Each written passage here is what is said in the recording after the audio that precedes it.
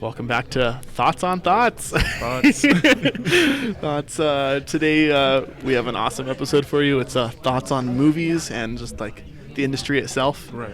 And we have our awesome guest Ellis Davie back. Thank you for having me. Yeah, dude. Yet Like, again. every single time that we have you, it's just awesome, dude. I love your insight on a lot of stuff. Like even before the show, everything we just talked about before then, we just amazing. explode with ideas, which is awesome.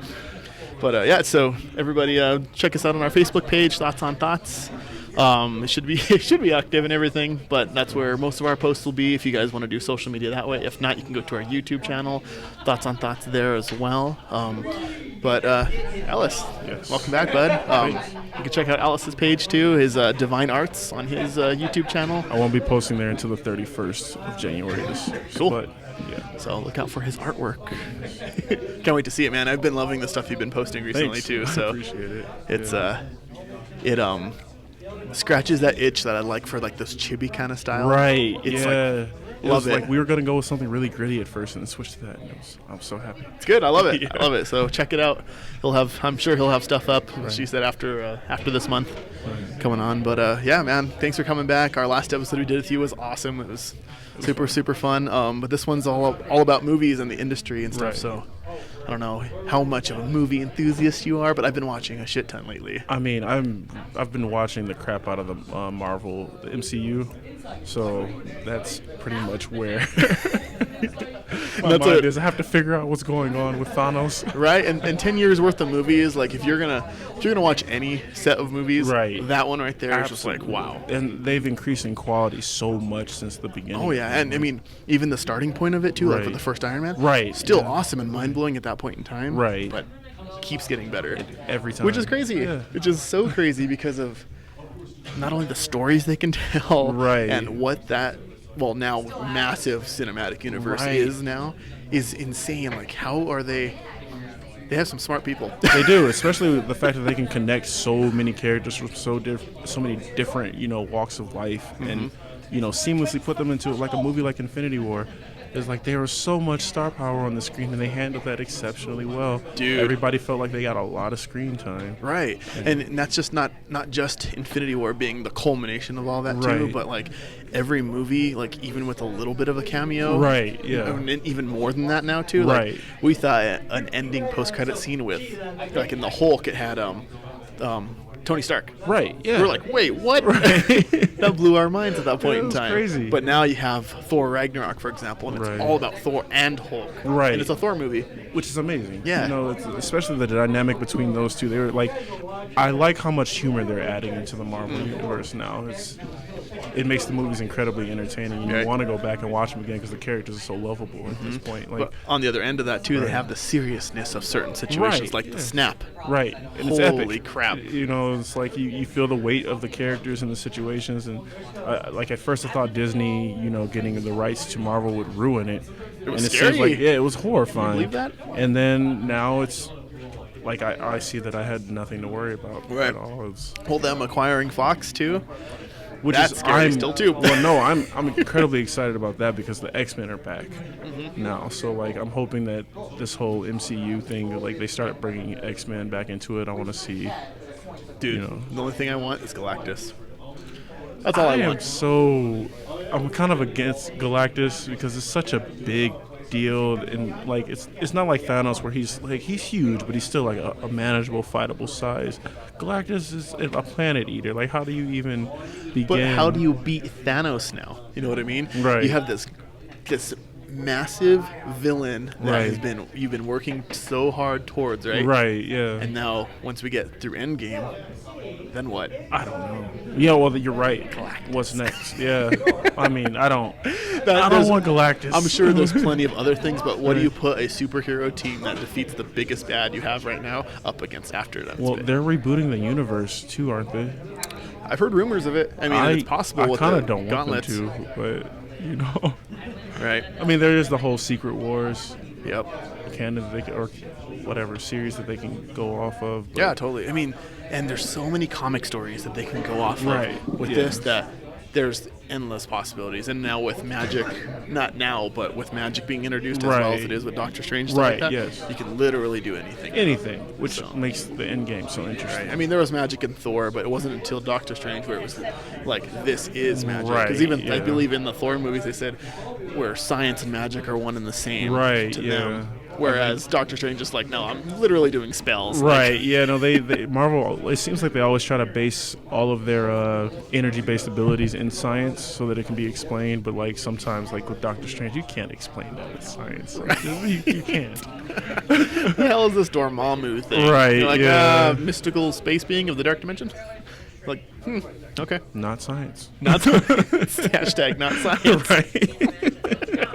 Presented by Heatap. Right. Speaking of those, though, what is your favorite genre of movie?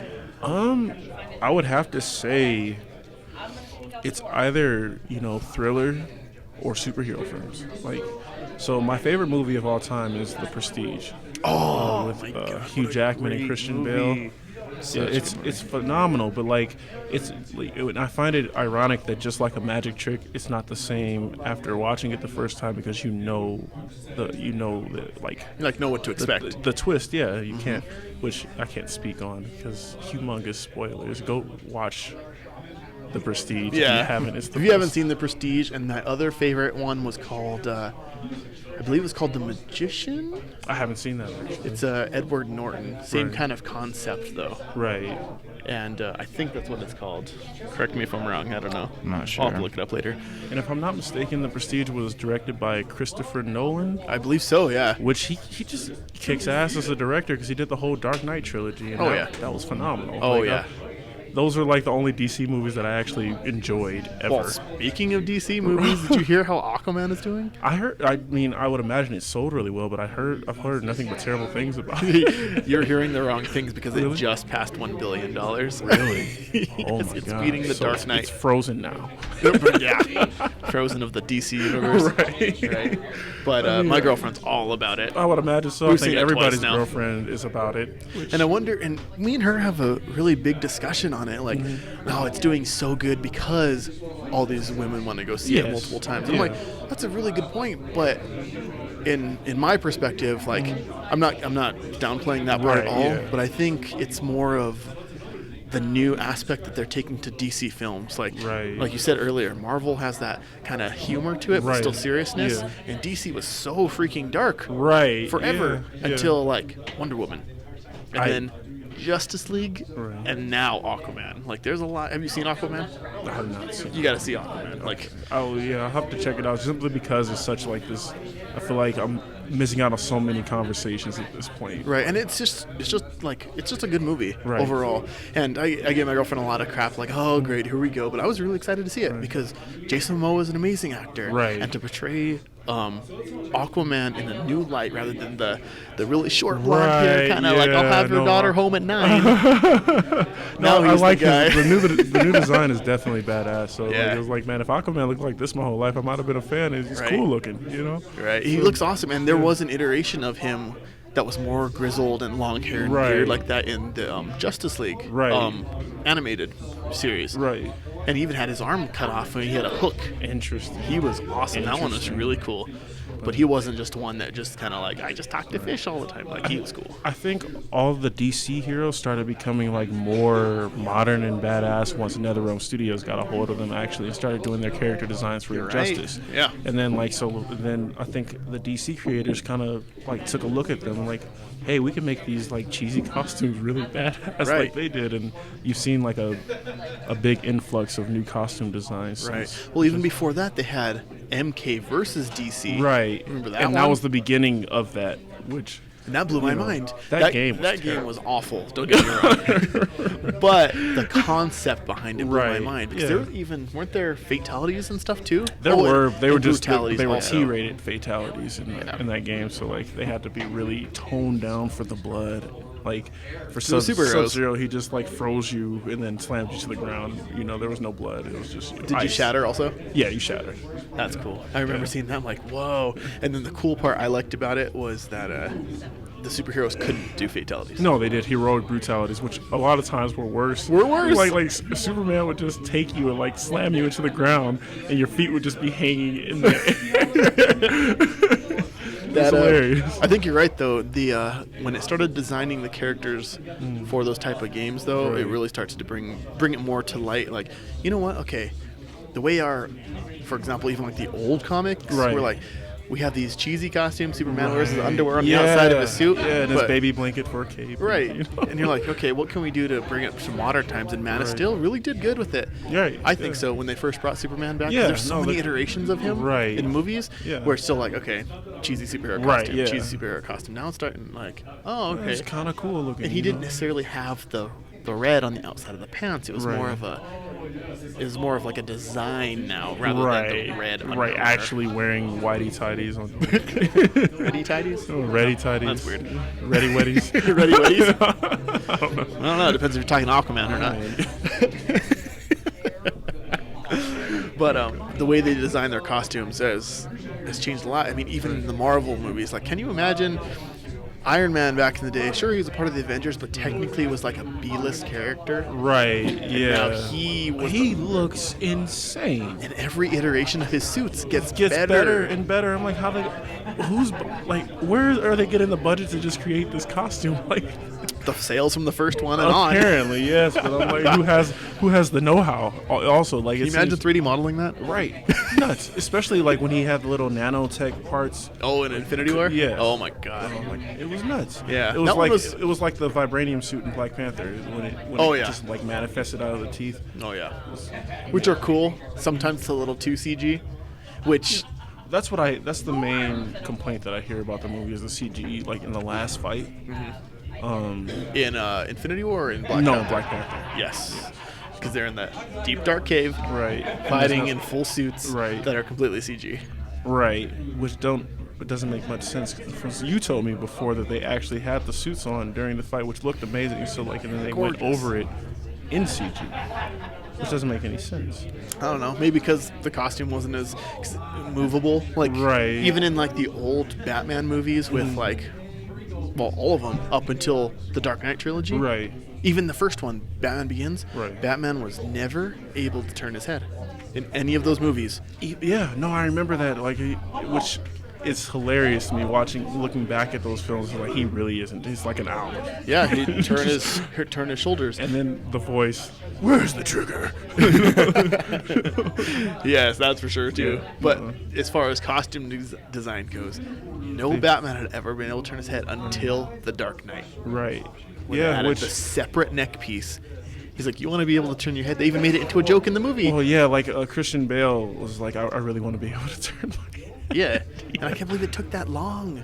It seems nuts. Like, when did Batman Begins come out? Like early 2000s, something like that, if I'm not mistaken. Yeah, but I mean, even Batman Begins, like, he had the typical cowl and couldn't turn your head. But I still can't believe, like, can you, like, when it came to superhero movies, Batman. Right. There are Batman movies everywhere, and some of them were super, super cheesy because they didn't know exactly how to bring it into the real world yet. I mean, even Bat Nipples was kind of funny.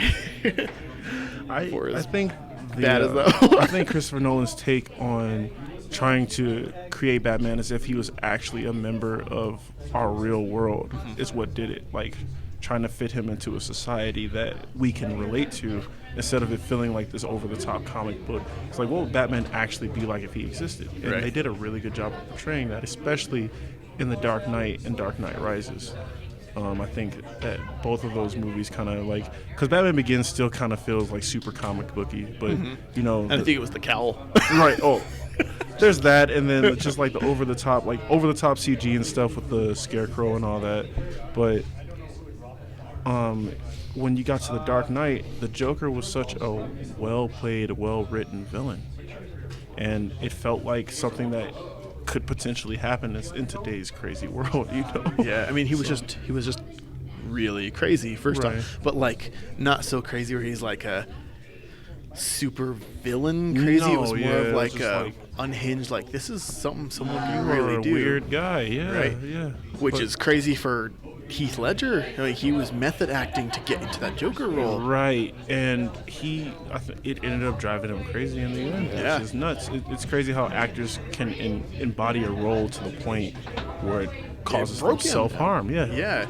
That role is crazy. Yeah, I think Denzel Washington, when he was doing Training Day, his wife was like calling the director, like demanding that they get done shooting soon because he was coming home, bringing that character home with him. He was a crooked cop in that movie, and just really violent. And like he would bring that character home with him, and she was sick of it. Yeah. Is he a method actor? I'm not sure. I'm not sure. I just know that he completely. I don't think he leaves character until they're done shooting. Yeah. So, which that's what because I looked into it, especially when Heath Ledger was doing this and around the time he died. Right. It was like the method acting. I'm like, well, what is that? Because I didn't really know at the time. Right. Yeah. But it was like they delved so into it. Like even Jared Leto. Right. Did a lot of method acting where he stayed in character. Right. And he was playing pranks on everybody on set and that kind of stuff. And it's crazy. I'm like, that's really cool. You get that far into your character, but when it goes, what's too far? Right. Yeah. I guess when you start bringing a violent character. Yeah. You're bringing it home or overdosing worse, any of that. But that by far, not only the best Joker as far as actual live movies go, right? Because you can't be Mark Hamill's voice in Joker. I mean, there was, and then up until Heath Ledger, I think everybody's favorite was Jack Nicholson. Yeah, which was again another over the top version of the Joker, the same one we're used to seeing in animated series. And closest one, especially because he had the smile and it was like real white compared to Heath Ledger's version where he even put makeup on his hands. I don't know if you noticed, to make it look like he applied his makeup every single time he went out as the Joker. No, it looked really realistic, especially you saw the wrinkles in his face. It wasn't like just a white paste. It was like smeared on there. Like, even when they were fighting, like you could see it kind of like wiping away. Yeah. But dang, definitely by far the best Joker. Even with Jared Leto, there was things I didn't like about Jared Leto, but there's things I loved about it is that it was more gangster. Right. Because they said that each of the portrayals of the Joker in the movies were a different aspect of his mental capacity. Interesting. And in the Silver Age, Golden Age, and the current age of modern age of comics, Joker's portrayed differently. He was a mastermind and kind of a goof. Right. He was a gangster, and then he was insane, like serial killer, kind of crazy, right? Yeah. And up until right before Jared Leto, at least, there was Cesar Romero who played the kind of prankster Joker from the Adam West Batman. Right. And then there was Jack Nicholson who played the gangster. Right. And then there was Heath Ledger, which played like the more like, I have a plan, but I'm not a plan. Yeah, exactly. Kind of thing. Yeah, no. And then Jared Leto kind of took the take of the gangster again. Right. Almost. And I loved the way that you can see him damaged, like his teeth. Right. You can tell, okay, Batman broke his teeth many times, right? Because it makes sense. You never really see that in comics. Right, yeah. They get beat up, the story ends, and they come back later and like, oh, he doesn't have any wounds or anything. Right. Which a couple times you've seen, like after he cut off his face in the comics, like, you can see this kind of stitching back a little bit. It's crazy. That's a crazy Joker, though. That's a crazy Joker. But what I'm looking forward to is Joaquin Phoenix's Joker movie. I have not heard of this. So supposedly, I can't believe I just did that laugh. So Joaquin Phoenix is the star of the new Joker movie coming out. The trailers look, the teasers, let me get you, the teasers look amazing. Because at first I was like, I don't know what to think of this. And the cool part about the Joker is that there's not a lot of backstory. Nobody really knows his real name. There have been backstories, but they've all, at one point in time, been proven false as a lie, right? But then there was a point in time where he was a comedian, and he had a wife and a child on the way, but he was a failing comedian. And so he ended up making a deal with mafia, some sort of gangster, where he got some money, had to do a job. He's like, you got to go do this, and he became the Red Hood, the original one. Interesting. Which is like that weird red cylinder. Yeah. And then he went and go do that. Everything went wrong. He's like, I shouldn't have been here. And then that's when Batman showed up and he fell into the vat. And then that broke him, and that's how he got the pale skin. And then he became the Joker, that kind of way. But supposedly the Joaquin Phoenix movie is going to portray that. He's supposedly going to be that comedian supposedly gonna have the wife, that So kind they're of going to stuff. try to define the backstory of the Joker. More of an origin, yeah. Interesting. But then I also hear that it's not going to be related at all to the current universe. It's going to be its own Joker thing. Interesting. So even if they still do that DC same keeps backstory, doing with their, like literally Superboy is punching the timeline because he thinks it's not right. right? Yeah, it's crazy, but we'll see. And when I first saw it, I'm like, this is weird because he isn't the typical Joker makeup. It's like just a clown. A clown? Like a real clown. Interesting. Like the makeup, like he even has like the triangles on his Big eyes. red nose. Almost. It doesn't go quite that far. Okay. But yeah, as far as the makeup goes, like blue and white instead of like the typical like green, Right, yeah. white and red. Right. But it's cool. And the more I watched it, and the more I'm hearing about it, and even the little teasers I've seen, it's gonna be a cool movie. It should be pretty awesome. Yeah. I'm looking forward to it regardless because I think Joaquin Phoenix at first I'm like, he's gonna be the Joker, but then I saw the teaser with him on the makeup. It was like a tester, Right. a makeup test or a camera lighting test, whatever it was called. Right. And he looked cool. It was different, but cool. Right. And different's not necessarily bad. It's not. No, and I think with a character that's been standing for like the test of time for this long, you have to give different iterations and kind of play with them a bit to see how you can re-interest audiences within that character. So Yeah, especially with such well-known characters like Batman, like the Joker, Right. like any superhero, really. right. It's just crazy, and to see the way that the two studios, not even the two studios, but mainly Marvel versus DC, Right. and how they're portraying their heroes and what's working, what's not. Because holy crap, Marvel just like, okay, baby steps. Start with Iron Man. This is working, and then they went. Right, yeah, no, DC's like, we're not going to learn to crawl. We're just going to run, and then boom, ran it into the ground. Right. And now they're trying to pick themselves Right. back up out of that hole. And honestly, they made Justice League way too fast. Yeah, were it like- didn't seem like there was enough build up for that at all. They were At all. like Batman v, or they did Man of Steel, then Batman v Superman. You're like, wait, what? then Wonder Woman. Oh, I mean, not even that. So it went like, what was it? Man of Steel, then Batman v Superman. So all of a sudden, Batman's fighting Superman. You're like, Which, wait, like, you guys didn't build Batman up in this universe, right? At And so all. it felt like they took a part of it. Like, we're not going to do origin story. Everybody knows Batman. Here he is, and now he's older than Superman too. I think they were kind of riding on the coattails of the Dark Knight trilogy. Oh, yeah. But you can't do that without Christian Bale. Yeah. So, and he was done playing Batman, I'm pretty And then it sure. was Ben Affleck So, too. On yeah. top of that, which I don't like him as Batman. I thought he would make a good Batman, honestly, and then obviously disappointed. He's one of those actors to me though that's hard to see him as not Ben Affleck.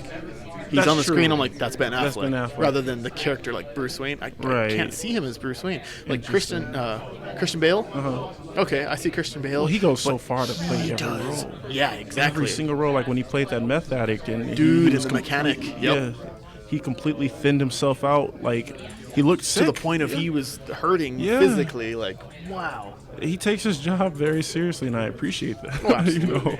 I think the best actors they have to. But Ben Affleck, the movie, I think my favorite movie by him was The Town. Oh, I don't think I've seen that. It's a movie about a bank heist, and he's just basically the leader of his little clique, and they're going to rob a bank, and all the intricacies between the characters. That's what makes the movie. Yeah. But it's just he portrays his character so well. This is Ben Affleck we're talking about. Yes, Ben Affleck. Matter of fact, he directed that movie. I'm pretty sure He directed He that? directed it and played the leading role. Yeah. So He is. There's been rumors, and I don't know if it's been confirmed yet or not, because I haven't actually looked into it lately. But that they were making a solo Batman movie called The Batman, interesting. which is cool. It's going to be his Batman technically. But then the rumors started happening that he's backing out of the project. Because of the Justice League. Maybe. Did you see his face in that interview? Yeah. Hello, darkness, my old Yeah, pretty much. But supposedly he's backing out of that too, and he was he was originally directing that and starring in it. Right. Can you imagine seeing Batman direct a movie? How crazy! Not like that. Not like that. I want this light here. Right. But so we're interested to see how that's going to happen. Right. But and it's just weird to see. Like, there's a lot of things that happen behind the scenes in the movies, like Guardians of the Galaxy. Right. James Gunn gone. They fired him because of old Twitter post that he had tweeted or whatever. About what? They were something along the lines. They were kind of racy, kind of not so PC, but it was so far back, like long time ago, that people were like, you know how everything nowadays has been starting to get a little. So like you're going through this man's entire history. Yeah, and they were a little, and he apologized too. He's like, "I'm so sorry," but then Disney had like I remember that. Yeah, Disney had a no that tolerance makes on it. sense. And he was gone. So now Guardians of the Galaxy 3 is permanently on hold. That sucks. That really or sucks. Indefinitely, sorry, on hold. And yeah, no, it's terrible. It's because I don't know. These people make mistakes, and you can't. I don't think you can hold somebody accountable for something they did that long ago, especially something like a tweet. You know what I mean? But I don't know. They were a little weird. I looked into it. Right. They were a little weird. But I mean, all of us change over time. Yeah, absolutely. So the person he was then compared to now, especially after Guardians started doing so well, right. he was like, yeah, no, this is cool. And I was like, I'm doing what I want to do. And like, it doesn't necessarily mean he was the same at that point in time either. So I don't know. It's hard. It just sucks for the franchise, really. Yeah. But we'll see what happens with that one. Right. But he did a great job in that role. Unbelievable. Yeah, he made again another like B tier type of comic book be relevant and modern and awesome. He brought in the cosmic universe. Like he started like there's so many bits and pieces to the Marvel Cinematic Universe that most people don't think about. Like Iron Man ushered in like a new era of superhero movies. Right, yeah. The more realistic ones. Right. Where how would they fit in our world? That kind of thing. Yeah. And then Guardians of the Galaxy brought in the space aspect of it. Right. And then Doctor Strange brought in the magic. Right. Like Thor did too, but it was like Doctor Strange really did it. Thor is kind of like the gods. Yeah. know? Well, it did bring in the gods. You're right. That's a very good point. That and it's like it's bringing all these aspects together, and it's like, okay, this is the universe. Like, Right. Here's the universe working, As a and now it's whole, like bringing in all these little, almost like flagship Right. movies. Yeah. But all that, which is super funny. But then on top of that, going back to the DC one, it's just like, here you go. Blah. Everything's You here. know Wonder Woman. You know Batman. There you you know go. Superman. Right. And I really loved. I like the Man of Steel movies. That was pretty cool. It was a good take on him, on Superman. Henry Cavill, I think, is an awesome Superman. Right. Wonder Woman, though. Damn. Have you seen that movie? No. You haven't seen Wonder Woman? No. Dude, you got to see Wonder Woman. That was an awesome movie with Gal Gadot being Wonder Woman. I only have a couple downsides to it, and it was just that Wonder Woman is an Amazon. Right. And she should be a little bit more ripped than her actress portrays. Yes, but you know how they have to sell these movies. Yeah, exactly. But Right. a little bit more, because I mean, there's tone up a little bit. yeah. Do you even lift? Do you even tone? Do you even Amazon? Right. No, absolutely. She should look like a physical threat. Not to the point where she's no longer within character, obviously. But I have this conversation a lot with. I have a bunch of friends at work that we constantly talk about nerd stuff all the Right. time. New movies, new trailers, new games, everything. And this is Right. one of the things. It says he was just like, yeah, it's just like she's an Amazon. Why is she so little? scrawny, yeah, Right? it doesn't make any sense. And like even compared to a normal human, Right. she should be bigger. Yeah. Like physically bigger, not just like taller, muscles, but yeah, like she's an Amazon. just a tall woman, and, Right? But I think Gal Gadot did great, and Right. and I didn't like her at first, but I learned about her as a person. Right. Serving in the was it Israeli military. Interesting. So she is a fighter, a warrior, and I think it's because everyone's required to do at least 2 years, something like that. Right. But still, regardless, she actually did stuff like that. That's so. interesting. It's funny how your take on a character in a movie can change based on the actor Yeah. and their real life. So overall, it's an awesome choice as Right. far as she goes because Right. of her actual background. Right. But then there's like the nitpicky stuff like, okay, well, Amazons Lift. can live. You see what for Christian sure. Bale does between every movie. Right, yeah. But the new DC movie coming out Right. soon is Shazam. I didn't even know that was a thing. Dude. I'm actually a Shazam fan. It's weird. Dude. And it's because of Injustice. That freaking teleport did it for Yeah, me, dude. right. It was so cool. He's freaking Raiden in Injustice. But dude, yeah. So check that trailer out. There's only one trailer out. Supposedly this week. Second one's supposed to be coming out. Nice.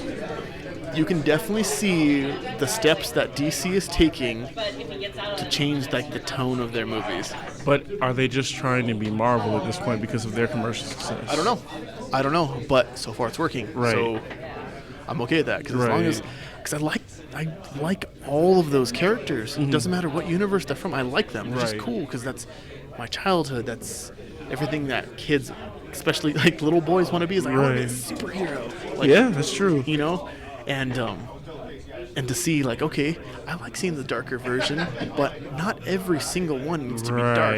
And it was what was called the Batman effect. Right. Like before Batman, after Batman. Right. Now everybody's dark. And no, like, that was the thing with Superman that made, like, the only iteration of him that I found okay to be dark was the Injustice one, because, you know, that was... He's a bad guy. I think Superman is only interesting as a villain because he's just too much. But so he makes a very good villain. He makes a good villain because it's like, how do you overcome that? But I think as a hero, it's like, how do we write him into a situation where he could possibly lose? And that's what makes him hard as a character in general, because that's why so many, like, how many good Superman games have you ever seen? Zero. Exactly. Literally zero. How do you make a good Superman game when Look he at the can do Dragon Ball anything? games. Fair enough.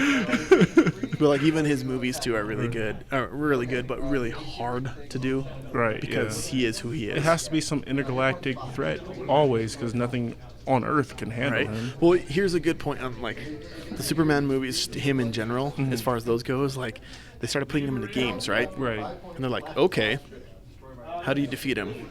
Well, he has a weakness.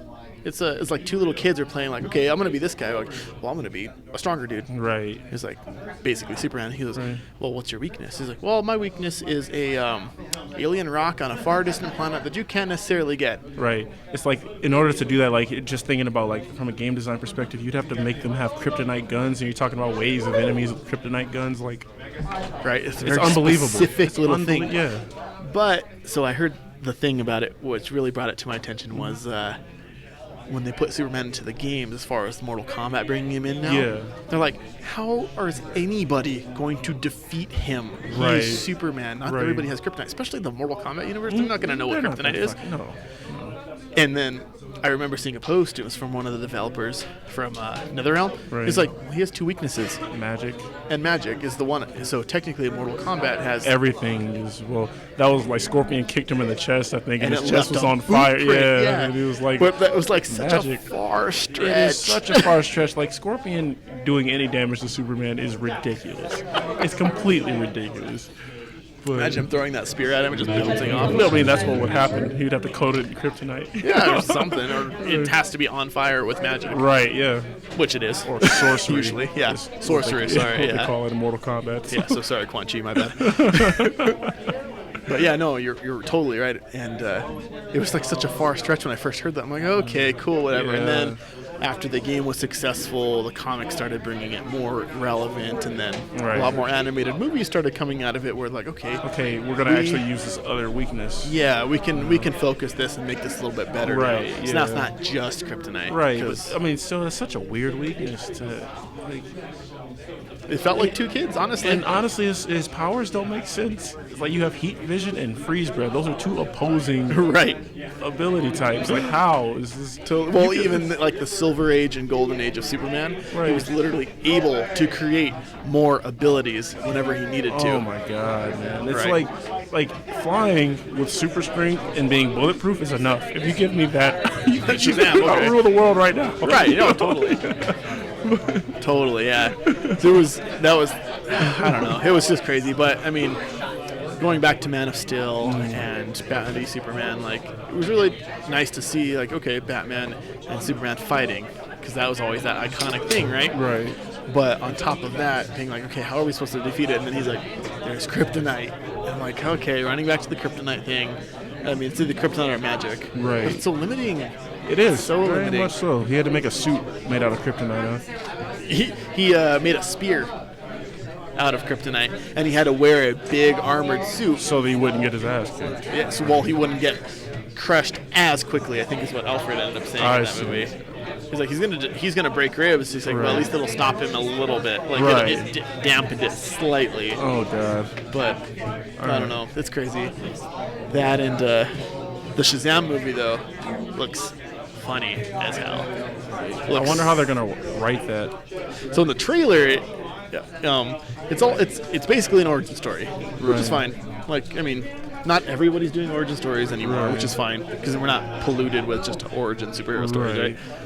But with Shazam, follows Billy Baxton. Still, they're using that version of Shazam still. Right. And he's a foster kid. Meets up with all the other ones. He doesn't really know anything about superheroes. Becomes the chosen warrior, right? Yeah. Through the wizard Shazam. Yeah. He gains the ability. Shazam can transform, but doesn't know how to use it. Right. Or what's happening. Yeah. So he goes to his foster brother. He's like, I don't know what I'm doing. Help Right. me. You know all the superhero stuff. Right. And so he's like, all right, well, what superpowers do you have? He goes, what do you mean superpowers? He's like, you're a superhero, right? And he goes, I guess. So like, the whole first trailer is him about like flight test to see if he can fly, and he like jumps, he starts to fly, and then he falls back, and he's like, ow. Oh god. Finds out he's bulletproof by accident. That's a horrible way to find out you're everybody's bulletproof. like shocked, and it just bounces off of me. You have bullet immunity. He goes, I'm bulletproof. And he's like, you're dead. Right. He goes and throws the guy I've got out to the see window. this trailer. It looks really funny. He's like dancing because he's still a kid. Right. Yeah. Which I love them focusing on, even in the Injustice games. Right. Because he's like a child in a grown man's body, which is. And there was like a comic I think I saw of the Justice League going, all right, everybody should team up, and he's like, I'm with Power Girl. And Wonder Woman and Batman are like, he's hitting puberty, isn't he? That's hilarious. But it seems like they're really going on the more funny aspect of that character because he is a kid in a grown man's body. Right. With all these abilities. Like, that's an interesting take on any, like, as far as writing a character in a movie these days. Like, because they started delving into the psychology of these characters so much. It's like, how would a foster child behave? Right. Being bestowed with these great any abilities. Kid giving a superhero ability. Right. In a grown man's body. Right. I think the first thing they did, like in the most recent Shazam comics, was like he went to steal beer or something like that. That's awesome. Or buy beer, whatever. Yeah, and that's kind of what that trailer was too. Because even he sees like a lady walking by. He's like, "Hey, lady, I'm a superhero." I just started talking about it like that. Dude, you got to see the trailer. It's amazing. Yeah, I can't wait. Supposedly, the rumor is that the second one's coming out this week. I can't wait to see it. But that's going to be a good movie, and just seeing the one trailer alone in this DC movie giving me hope because the way of Aquaman is doing, how Wonder Woman did, and now the third one after. It makes sense. You're a DC fanboy. Yes, right? Not necessarily. I mean, I'm wearing the Superman shirt, but my favorite superhero is actually Iron Man. Iron Man? Yep. Interesting. Because he uses his brain to build everything. That's true. You see, I mean, my favorite superhero is obvious. This is the Black Panther. Black Panther, really? Yeah. I would never guess that. I mean, kidding. Who knows? Totally kidding. Yeah. I can tell it in your face. It's because he's, a scientist king and then does ninja stuff. It hits all my girls, He's just a cool character. I never used to follow him that much either. Right. The movie.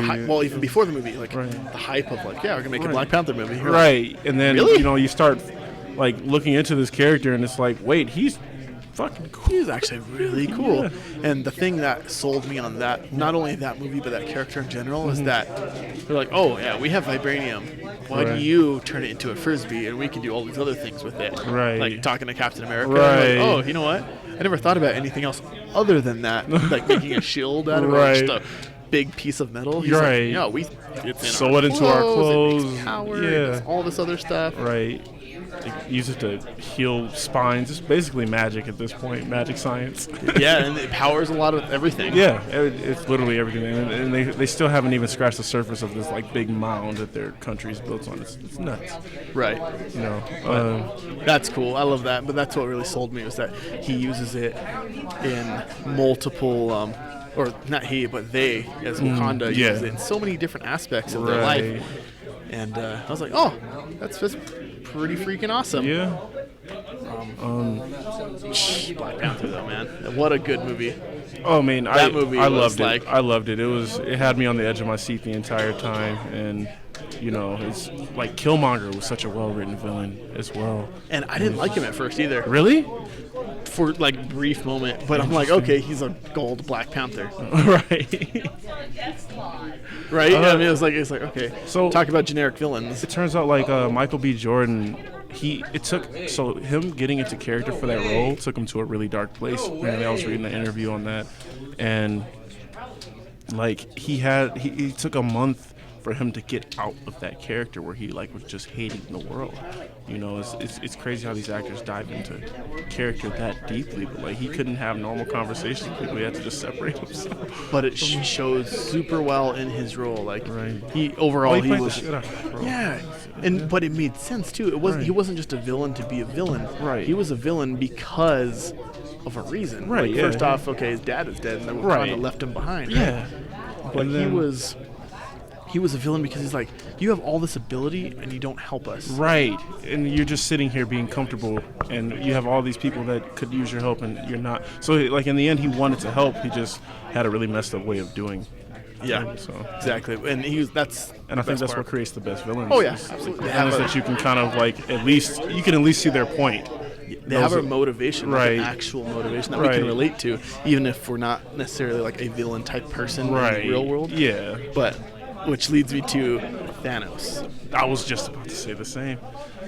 Thanos, compared to his comic version, Right.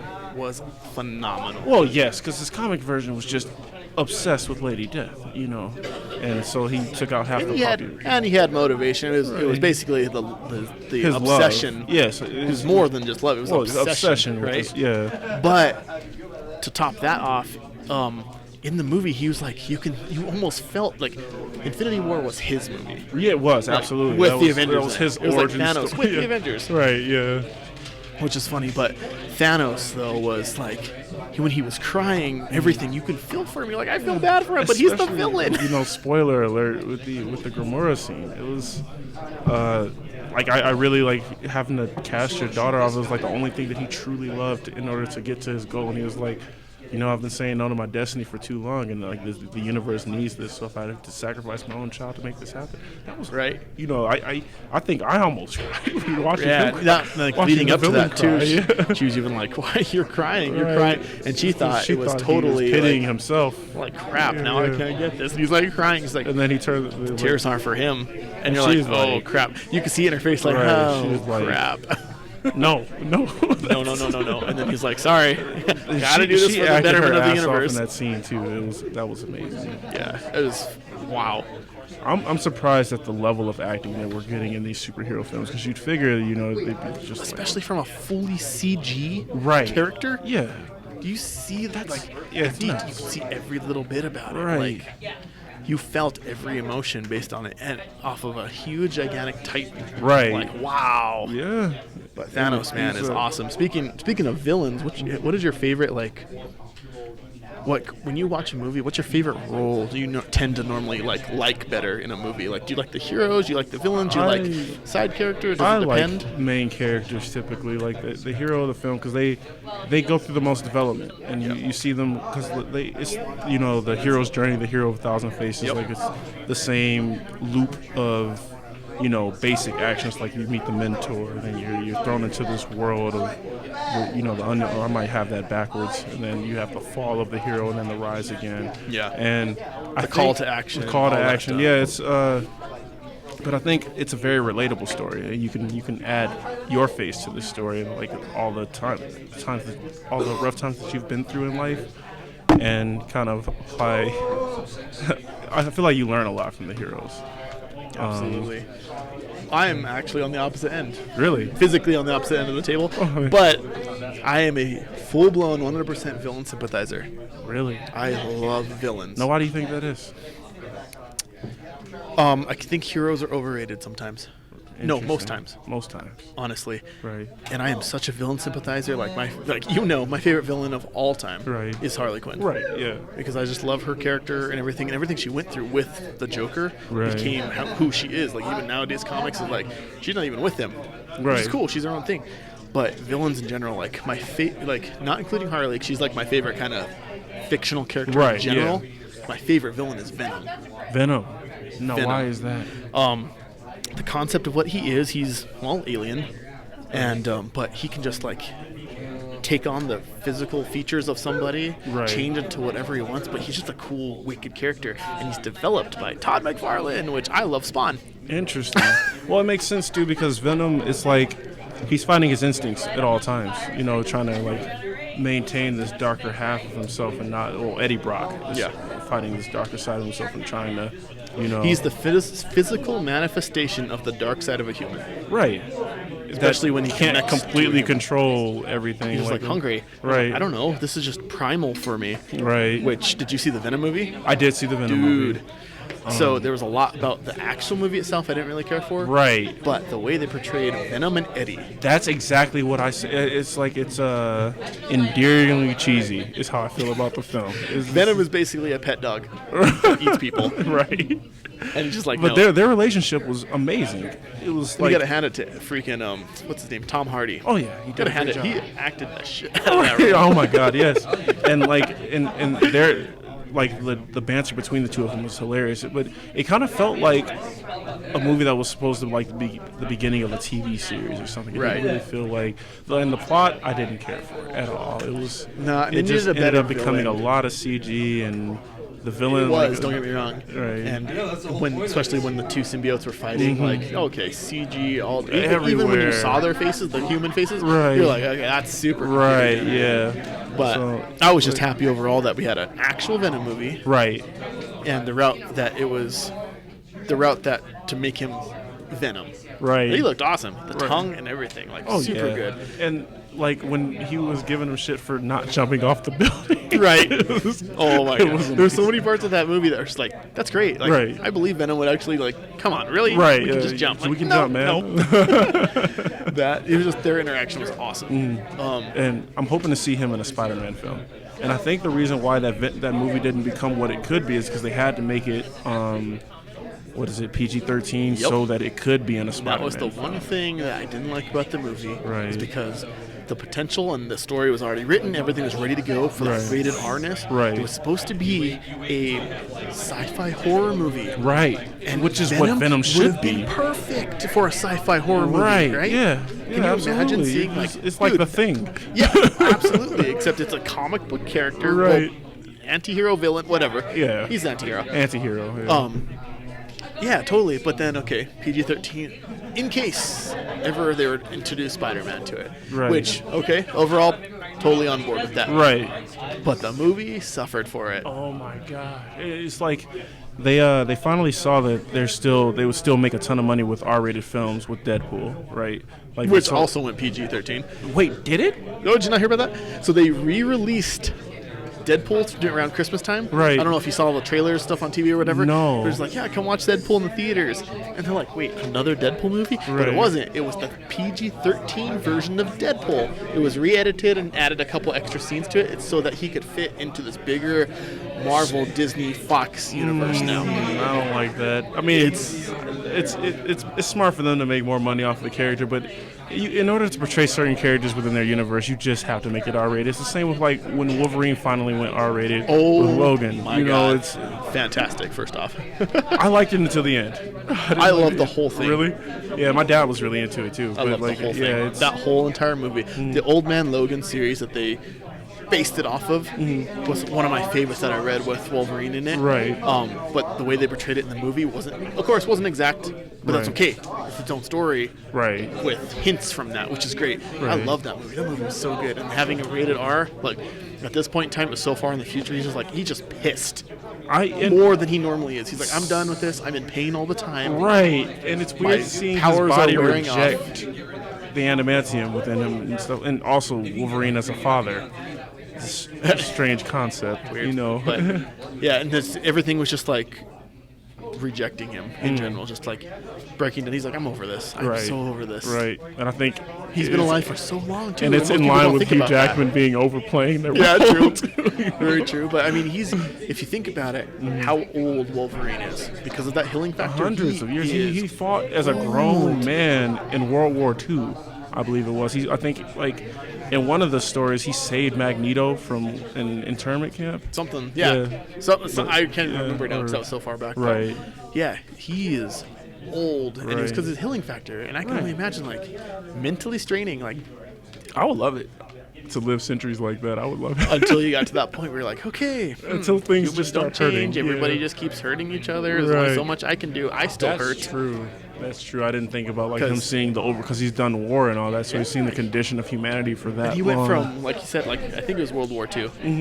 From World War II to I think Logan was like 2030s, 2040s. It was future. Right. I don't know how far. I don't remember. Right. But can you imagine that? Like, everybody's the same. Right. He's seen every You know, single still, thing. these people are still fighting over saves the dumb world. stuff. Every time he has to use his abilities, it hurts him physically. Right. So he has a healing factor, but that doesn't It's heal slowing the down. mental Well, stuff. that's first true, off. which is strange because you'd feel like it would heal him mentally as well, but I guess those aren't physical wounds. Right. Yeah, It's just like emotion. right, which is why Professor X was such a great mentor for him. Yep. But he ended up, like he always does, rebelling against that. Yeah, line I of mean, I love opinion. I love seeing how their interaction was in that movie Right. too, because it was just like, yeah, mentor, cool, but even his brain being so powerful as it was, I mean, that's the Right. whole reason everything got as crazy as it was because of him. Oh, he yeah, was a freaking psychic because- nuke.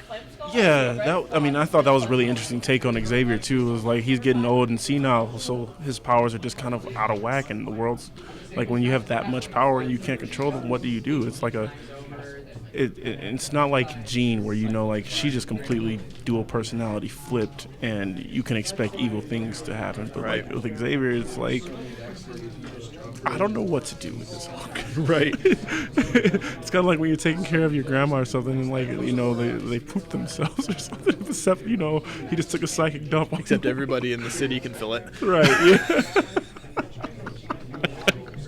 Exactly, though. But that's a really good point, and it's just that movie was awesome, and I love that the final one was rated R. Cause he was you could tell he's over it. Right. Everything. Over everything. Yeah. And he still has to do it. Now he's like, oh crap, okay. This kid's basically my daughter. Right. He's like, all right, maternal instincts are just taking over now. Right. Paternal, one of the two? I don't know. Paternal. Thanks. Fraternal. Paternal. Not maternal. He's not a mom. He's not a mom. Good point. He's not gonna technically it lactate wasn't really a anytime dad soon. either. It's more of a clone, but you get it. Right. But I would love to see her X-23 in more movies. I would too, but I think they've got a while to wait, especially if they're going to plan on using the same actress. But I mean, she took over the mantle of Wolverine in the comics. yeah, she did. She's the new was cool. Wolverine or whatever they decided to call her, and she's badass. But, especially because she's got like the toe claw, which is horrifying. Yeah, that's scary. Yeah. Very scary. Reminds me of actually Back to the Dark Knight. Joker hits his foot and a little knife comes up and kicks him in the it's just Fighting it's dirty. painful to think about, man. He's fighting Getting dirty. kicked He's in the that- Joker. He Yeah. can do whatever he wants. He doesn't care. Yeah, no honor. Screw it. No, but new movies, as far as like Endgame coming out, there's that rumor that Hugh Jackman's going to be a cameo in it. That would be awesome. But there's a ton of rumors about everything, and Marvel's been really good about giving fake rumors and fake trailers and cutting out certain aspects of CG. When does it comes out in April? Yep. I April 27th. am so excited. Oh, yeah. Like, I've been racking my brain on how they're gonna do this for Right. a long and time. even that has a ton of theories, man. I love following those theories. Right, It's yeah. like, ooh, that's a cool concept. And some people put so much thought into it and trying to figure out, like, this can happen because of this, this, and that. And I'm like, all right, cool. And then later on, somebody debunks it because of this, this, and that. I'm like, all right, that's cool, too. They all revolve around Doctor Strange, which makes sense because he is the only one that saw 1 in 14 million, Which is possible. mind-blowing. I know. Like, really? Are you serious? This is 1 the in 14 thing? million chance that you guys will win. Right. And it requires you giving him the time stone, which is it just. I hope that in Endgame, because it's supposed to pick up, boom, immediately after Infinity War. Good, I hope yeah. that in Endgame we get to see some of those possibilities. That would be interesting if they showed a few of the failed attempts at fixing the universe. That I never even considered that. Because the cool thing, and me and my buddy at work again, we're talking about it. Like every Marvel every Marvel movie is based on a type of movie, a genre, if you would. It is, for example, this one is supposed to be based on a heist type movie. Supposedly they're going to be stealing the stones. Interesting. That's really interesting. And I'm like, that's But really they got cool. rid of all their ninjas. Well, Ronan. I guess so. So he's there, but like Spider-Man and Black Panther are gone, which are their well, I guess they still have Ant-Man too. He can do. Oh yeah, things, and he's gonna be, of course, like the key to all of this. right. But yeah, supposedly this is gonna be based on a heist movie, and if you go back and look at every single Marvel movie, each one had a specific genre of movie Right. style. Yeah. that was supposed to be like, that is awesome. I never realized. I that never till we brought realized up. it either. So what would like? I don't know. I can't even remember. It's hard to see. half that of them. now. Like So this one's supposed to be a heist movie where they're trying to steal the stones, Right. and I think that's why Marvel's working Right. so much, because like, all right, this movie's going to be about like this type of style. Right. How do we fit these characters we got Into in this this already style, yeah. established universe into Right. that style of movie? Interesting. So it's going to be really cool to see. And Especially with the that's- characters they have left. What is there? There's Iron Man, Ant-Man. So all the old Avengers plus Rocket, all the old Nebula, and Rocket is amazing. Side note, like that's. goes back to Guardians. Oh, like, I'm gonna get those that arm. characters get that arm. Which was a funny little thing that bugged me, and I didn't realize why it bugged me until someone else pointed it out. Right. Okay, so the snap happens. It's called the decimation. I don't know if you knew that. They finally named it. Right. Snaps, boom, people are dying. Right. They're getting dusted. Right. Winter Soldier's like, oh my gosh, starting to feel weird. And Right. he falls and gets dusted, and his gun falls, right? Right. When did his arm fall? I don't know. Maybe it was because it was part of him. Right? It's actually part of his person. Maybe. I don't know. It's mean, like 'cause if literally- you think about that, if you think about it like that, that means there would be clothes everywhere, and there weren't. So Good point. Really good point. I mean, like the Iron Spider suit would have still been there too, technically, I guess. yeah, But it just it bugged me, and I didn't realize why until someone pointed out. I'm like, his gun literally, he dropped, like he fell, and the gun stayed on the floor. Why didn't Right. his metal arm stay on the floor? Like, Right. that's cool. That's kind of different. You know what I mean? Interesting. But there's all kinds of No, rumors it with would that have been movie. funny if Rocket picked up the arm if they left. Right, super sad moment. But on Right, top of that, but he's also I got that the arm. dude. Him and getting body parts. Oh my gosh. Yeah, like him giving Thor that eye. He's like, I I'm know, gonna watch it's like that. all over the right. Watch that. Why? Only way I got it out of there. Oh my gosh. Do you have a favorite movie though, Jaime? I think it's Prestige, like you said. Like I love that movie. It's phenomenal. Oh, yeah. I have to suggest it for everyone. Is that Hugh And- Jackman in that one too? Hugh isn't it? Jackman and Hugh- Christian and Bale. Christian Bale. Oh, yeah. duh. Yeah, It's- Wolverine and it's Batman. phenomenal. It's so good you have to watch it twice. Yeah, Like, you literally have to. to I've watch watched twice. that movie probably 100 times. Oh no, yeah, it's Oh yeah. No. I remember what the name of the other movie was. It wasn't The Magician. It's called The Illusionist. The Illusionist. It's Edward Norton. Same similar concept, right? I watched those movies back to back because I don't know if you knew, I used to be a magician. Right. I did not know that, used but to I can be- totally see it. I am a man of many hats. Right. But I used to be a magician, and I loved both those movies. Both those movies blew me away. They were Right. insane because the way the Prestige breaks down the trick, I already understood that concept. Right. But it broke it down in such an awesome way that anybody could understand it, right? Right. And it's true. It's like once you see a trick and you see it a second time, it's different. It's different. Yeah. So I made sure that whenever I performed my magic, that I was able to just not go off of a script. Right. For example, like, hey, pick a card. Cool, thanks, kid. Like, blah, blah, Right. blah, magic word, snap your fingers, pow, Right. happen. And then did exactly the same, kind of like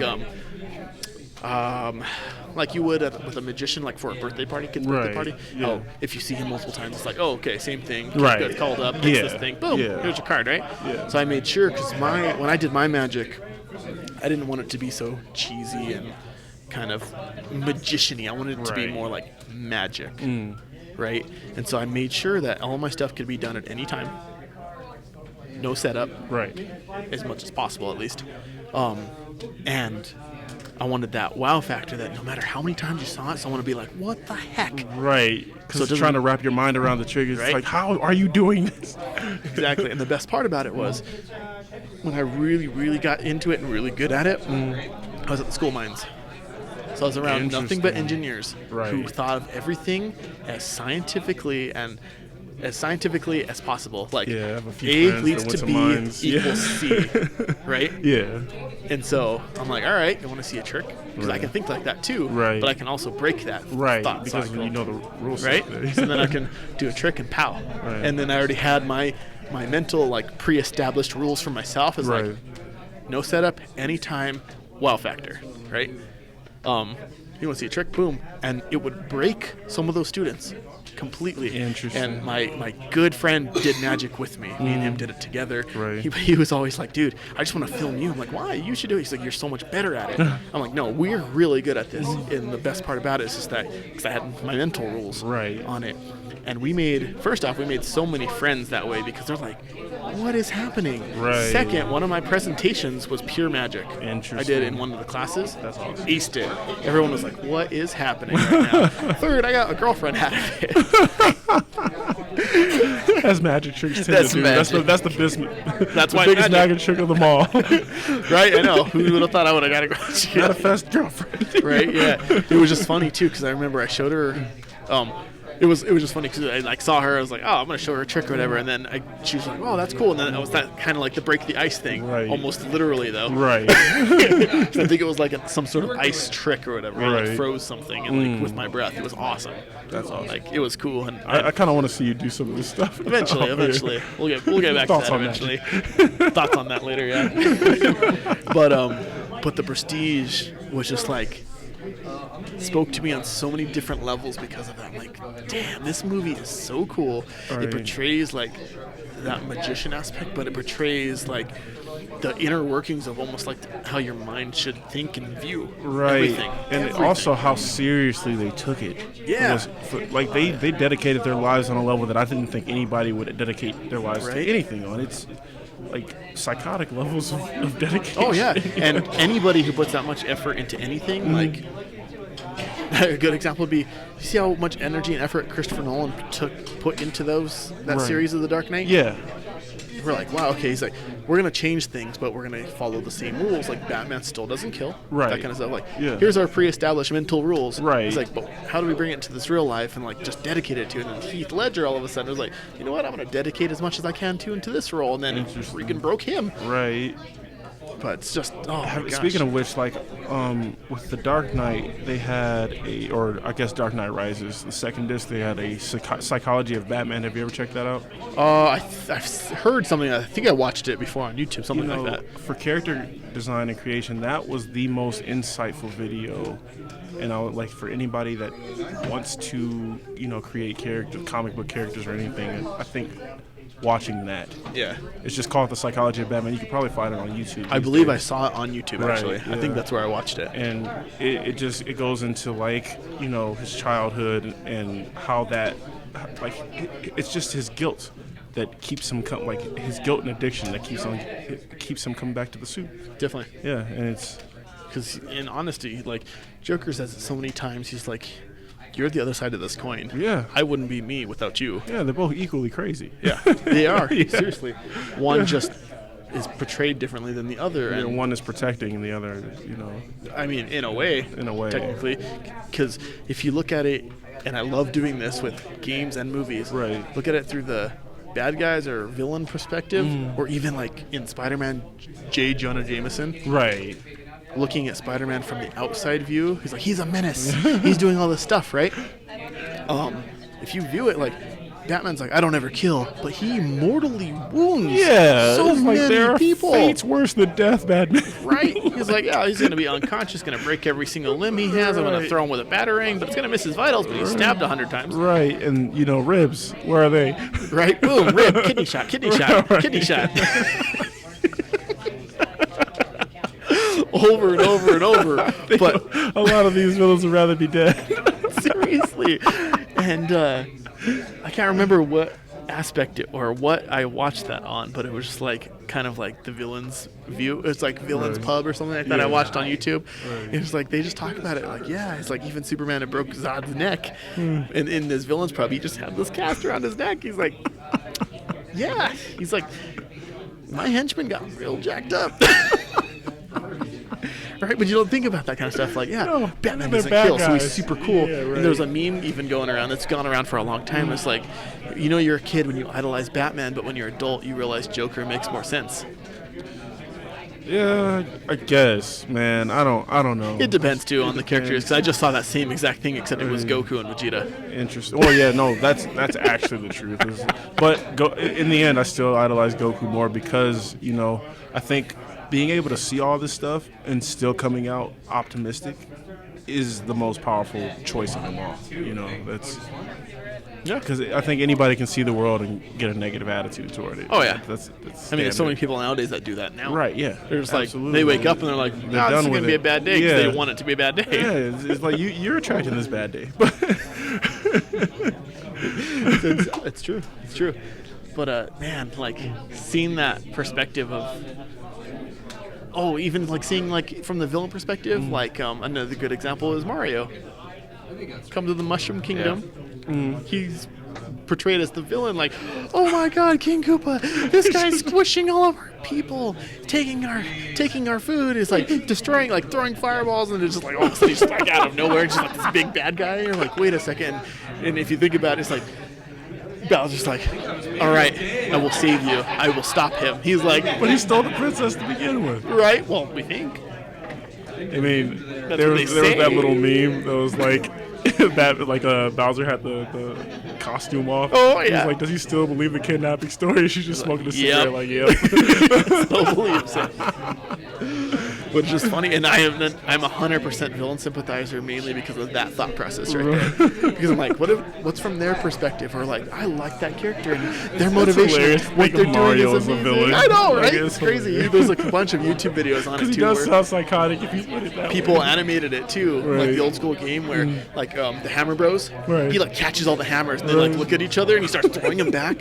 He even caught like a bunch of the turtles that can fly, and he had like wore one of their skull shells as a helmet. He's like this badass thing, like can do riding that in the through. It's like game. rah rah rah. Fire whip is like whipping them all. He's like, get out of here, we gotta get out. Bowser runs into where Peach is like, we gotta go. What? She's like, we gotta go. It's so good.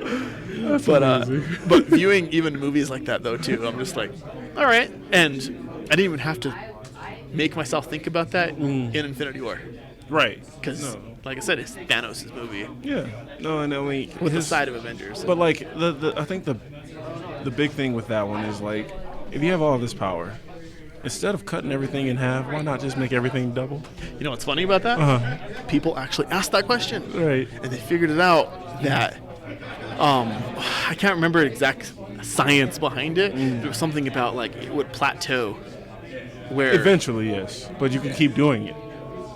totally could. Yeah, like by the time it plateaued, I would imagine the gauntlet would be recharged. You could just snap Do it again. yeah, right? But I wish I remembered that entire video though. But it was like to erase half of them was more efficient than creating double of everything else.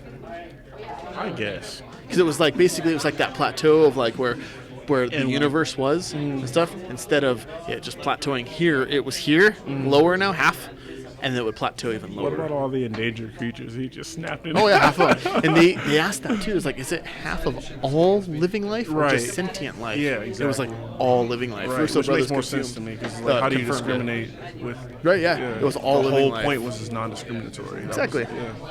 Which do you think Thanos purposely avoided himself, or do you think he just got lucky? I think he purposely avoided himself. I think he just got lucky. I think he was at that point where he's willing to be boom, and if it gets me, it gets me. I don't think so because they said what next, and he said then I'll watch the sunrise and finally rest. He knew that he would survive it. Even if you're dead, though, that could be a metaphor. It could be. I don't feel like I think he wanted to bask in his glory. Thanos is a little, Still a villain. Good point. Yeah. Still a villain, He's though. still arrogant. There's a lot of vanity involved in his character. Yeah. But But yeah, I think he just got lucky. And what that's was an cool, interesting. Like if he rolled the dice that hard. yeah, that's and I interesting. can fully see him doing that because he's like, he sacrificed his daughter. He's Right. like, I'm willing to do whatever it is to make my mission complete. Right. And I think he would be on that same mindset. He's like, all right, here we go. Boom. If it gets me, I'm whatever. Doesn't matter. Doesn't matter. I can see him totally doing that, especially with this version of him, Right. because he's still in that Titan. He does definitely believe in what he's doing, and he thinks killing people is mercy, which is ridiculous. But Well, randomly killing is mercy. Randomly killing That's what he is mercy. believed. right. Because he, like, even when before he had the gauntlet, he went planet to planet and killed Killing half the half the population. planet, which is psychotic as well. But Oh yeah, I'm not. Believe me. Yeah. I'm not arguing that part. But it's crazy, and he is. that's a hell of a mission. Like, Yeah. I'm gonna come here. There's what 7 billion, 8 billion people on Earth. Like, I'm just kill 4 billion of them non-discriminatorily. Really How? kidnap Gamora and everything. Yeah, like rounding everybody up. What kind of army? What kind of you need such organization to be able to make something like that. He has the power for it. They're like, okay, cool, whatever you say. Yeah. Like literally, if you think about like even his Black Order, Right. it's like giving him the stone. Like they have a stone right there. Right, And you and saw they what just happened made- when they people gave- try to use it against him. He's just like, Right. all right. Right. Like Ronan in the Guardians movie, he's like, no, you know what? This is my power stone now. He's just got all pissed off about it. He's like didn't even really care. Right. He's just pissed, rather than like, oh no, he has the power stone, whatever. Right. Damn. But Yeah, no, it's nuts. there's the AMC theaters do this really cool thing where you can get on the app and you can get different versions of like loyalty program, I guess. Right. The highest level they have is called A-List. You pay like I think it's like $20 a month or whatever, Right. and you get to see 3 movies a week. Wow, that's awesome. Yeah. Who has time to go to the movies that often, though? So far, me and Jen. Okay, well, I mean, there you go. So far. So we got this, and we're like, you know what? We see movies a lot. She had a vacation coming up. She was, let's just go watch a bunch of movies. The cool part is that it resets every Friday morning. Interesting. So new movies come out, Right. you'll see it. It resets every Friday morning, right? So you get 3, and you can go on the app and reserve your ticket and your seat. 'Cause it's the really fancy theaters now where you can reserve the seats. Yeah. And so we've been doing that a lot. I've seen so many movies lately. And just this past month, Right. dude, it comes out, it comes to the point where me and her are looking at trailers. Right. And now instead of going like, I wouldn't see like spend money on that Right. or whatever, or like only really good ones, like for example, Avengers. Right. Now we're looking at it like, if we're even a little bit interested, we're like, yeah, sure, why not? What are we gonna miss? Right, yeah. We see 2 movies, it pays for itself. Right, yeah. No, I mean, it's like at this point you might as well become a critic. Right, With that yeah. kind of power. Right. And it's just funny too because they had the old school. I don't know if you heard about the Movie Pass back mid last I've year never or even whatever. heard of these. So the Movie Pass was like, I believe you paid like $10 a month. You got to see, there was a lot of restrictions. You got to see so many movies or whatever. But you would buy the ticket, hook it up to the Movie Pass, and the Movie Pass card would like put the price for the ticket on it. Right. You get to go see movies with it. And I totally believe that AMC started doing this because of the Movie Pass. Interesting. And so we go see a bunch of movies, man, and we get a bunch of points for it, which give us discounts on getting Right. soda and pop or whatever, or soda Right. pop, soda popcorn, Soda pop. soda pop. So we get all kinds of cool stuff. But we've been watching a lot of movies. We saw Aquaman twice with it, Nice. and the cool part about it is that you can see it in any type of AMC theater. So you can see it in IMAX, you can see it in 3D, you Right. can see it in regular. That's amazing. You can pick Yeah. whatever you want. Just get on there, register, and now I sound like a commercial.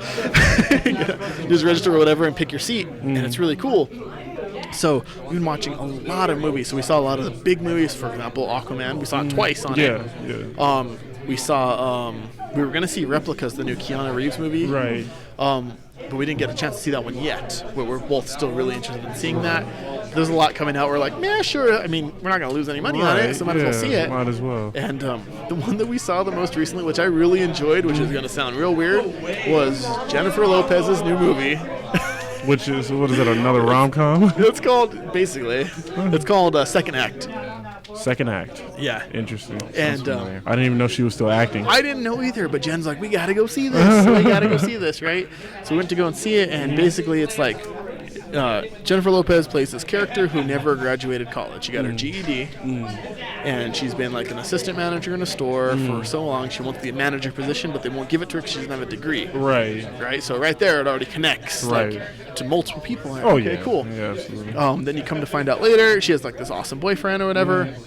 She comes to find out later that she had a child at like 16 and gave the child up to adoption because she was 16. She didn't know what to do. Right. Right. And her nephew, who's going to Princeton or whatever, made her a Facebook page and like a LinkedIn account, got her an interview and forged her resume. Right. Got her an interview at this amazing company doing like cosmetics and stuff.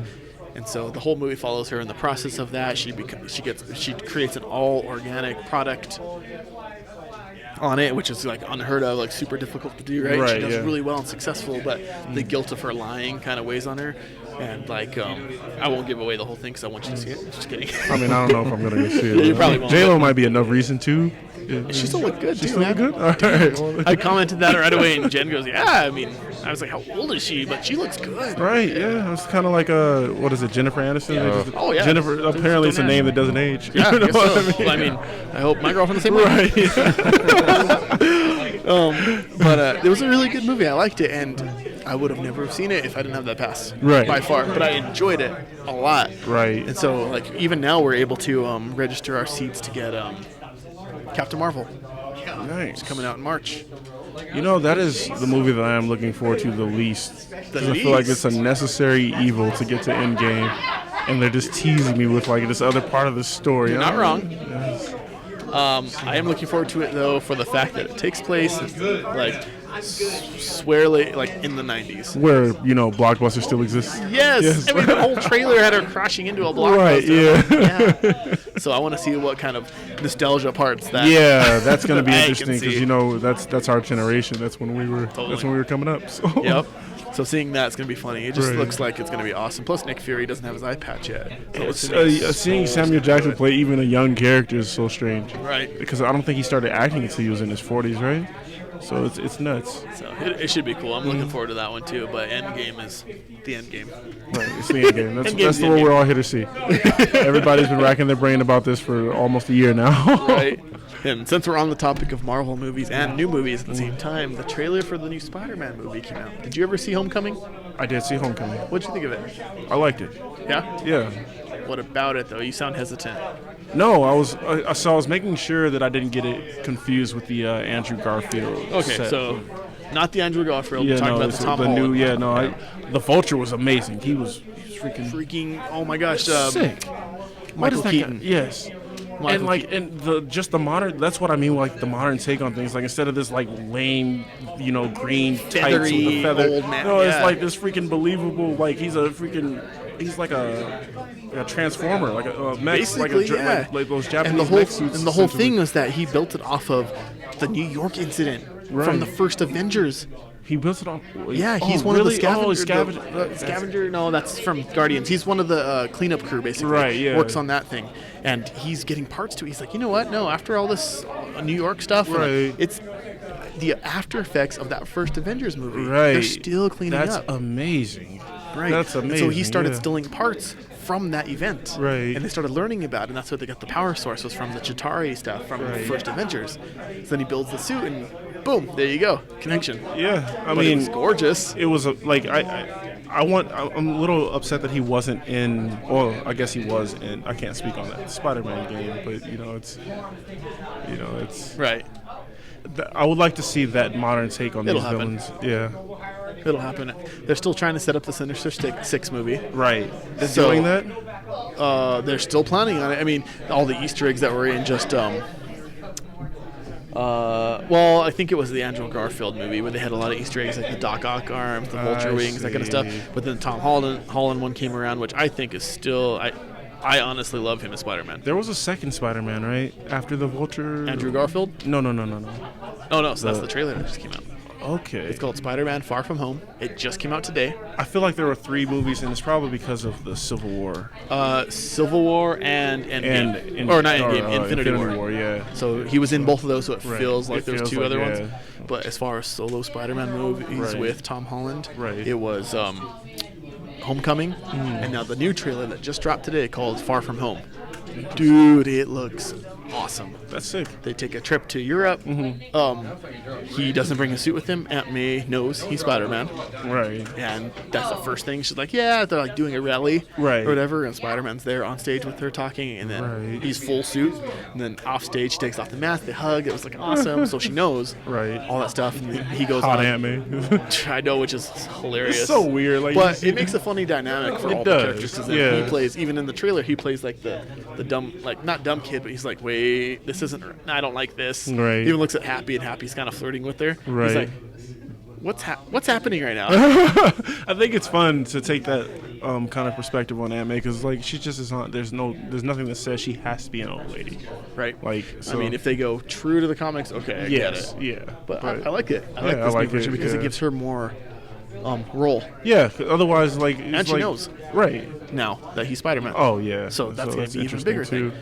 Yeah. But it sends him to Europe. They go on a trip for school, and he doesn't want to take the suit right. Why? Oh, God. because he in the trailer says like, Europe doesn't need a friendly neighborhood Spider-Man. I just want to go on a trip with my friends. Well, not I'm only still a that, kid. but if they go on that trip to Europe and he's wearing the Spider-Man suit and Spider-Man's in Europe. That's a They're dead like, giveaway. wait, why is Spider-Man here? But then Nick Fury shows up and he needs help. So supposedly in the trailers and the synopsis, the main villains are called elementals. They're these big elemental creatures. Right. One's made of water, one's made of fire, one's made of earth, blah, blah, blah, right? And so, like, Nick Fury needs his help, whatever, gives him the, they're calling it the stealth suit, but it's more of a standard issue shield uniform that Spider-Man's able to use. Interesting. Okay. That's what it comes off across. Right. It's cool, though. It's different. It's pure black. Awesome. And it's not a Venom symbiote. So it's still really cool. Right. He goes over there, he's starting to fight these elementals, trying to figure out how to fight them Right. without giving away that he's Spider-Man. Right. And it's more of him picking between being Spider-Boy and Spider-Man. Like, you're a kid, you don't want to be a superhero at this moment, you just want to go on vacation, but you have obligations. Right. That Yeah. kind of thing, Like right? taking on that responsibility. Yeah, You know. the Uncle Ben line. Yeah. Right. Yeah. But it's super cool that it's just an awesome little trailer, and he ends up meeting Mysterio.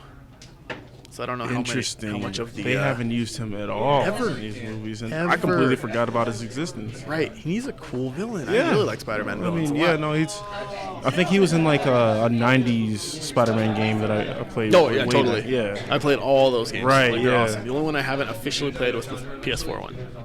I need to. I know. I absolutely need to, but I don't have a PS4.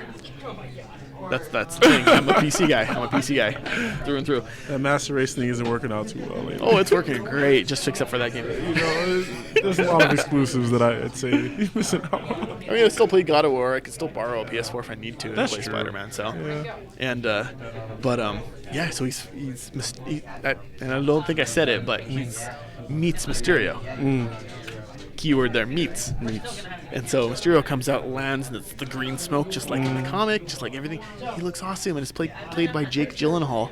Jake Gyllenhaal. He's in a lot of movies that I can't yeah. honestly think of right now. Yeah. I know the name, but what?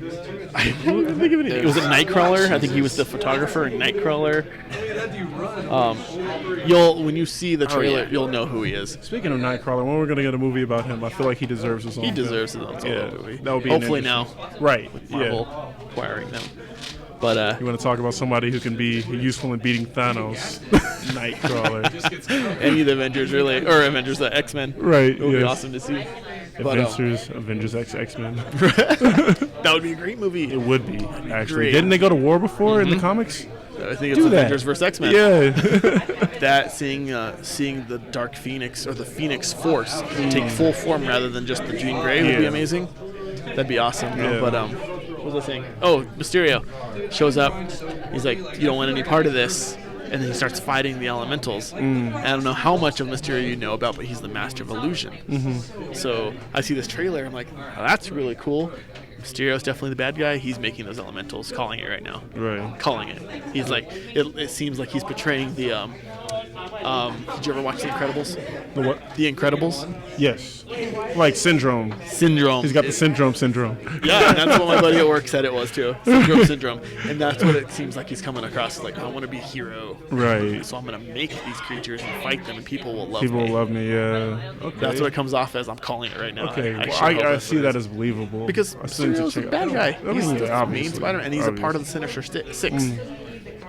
So that's pretty cool. I can't wait to see what their Doc Ock looks like, because I love Falcon and I love the way Mysterio looks. And he has the fishbowl. That was my next question, so I'm glad. It Yeah. looks cool too. Like I'm really excited to see him go. Like, you know how in modern life they make everybody badass. So Oh I'm yeah, really excited. To he looks see awesome. That. Yeah. Check out the trailer; you'll love it. We should we'll put a link in the description to this one for that trailer if you want to see it. It's awesome, dude. It's really cool. What was the other cool thing? Speaking of Spider-Man, I don't know if you've seen it, but since we have the AMC pass, we get to see a bunch of movies. We went to go see Into the Spider-Verse. The I've animated heard Spider- nothing but good things about That movie. Have you seen it? No, I have not. Dude, that movie was fantastic. 100% amazing. Right. There's nothing bad I can possibly 10 say out about of that 10? movie. 10 out of 10. 10 out of 10. 10 out of 10. 10 out of 10. 0 out of 1? No, 10 out of 10. 10 out of 10. The animation was amazing. When I first saw the trailer, the animation looked choppy to me. I didn't like it because they were doing it in slower frames. I finally learned about the animation process behind that movie. Right. To mimic a comic almost. Oh. So then after I learned that, click, my brain just switched and I love it. Oh, that's interesting. But the character development was amazing. The story was amazing. Everything. It follows Miles Morales, which I'm excited to see that. That's like the only new version of a superhero that I'm actually happy about. And he's the main character, which is so nice. It's always been Peter Parker, Peter Parker, right? And Peter Parker's in it. He's older, though. Right. I mean, in this movie, there's 2 versions of him. Right. Because it's multiverse. Right. But it's straight up, like, we were talking at work about it, and it's like, this is like the first official straight up multiverse movie. Right. Where it's like multiple universes colliding with each other. And it's amazing, and it did it so well. Like, you haven't seen it yet? No, I have not. Dude, that one, if you don't see any other movie, Go maybe see the Jennifer Lopez one. You should see that one. No, this one's maybe when that comes out on Netflix. Into the Spider-Verse, dude. You absolutely 100% have to see it. I will even buy your ticket to see it because you know what? That good. I'm gonna have to take you up on that. I mean, I got the movie pass, so why not? Right. But it is fantastic. And my favorite part about it too was the soundtrack. Really. Most of those songs were made for the movie.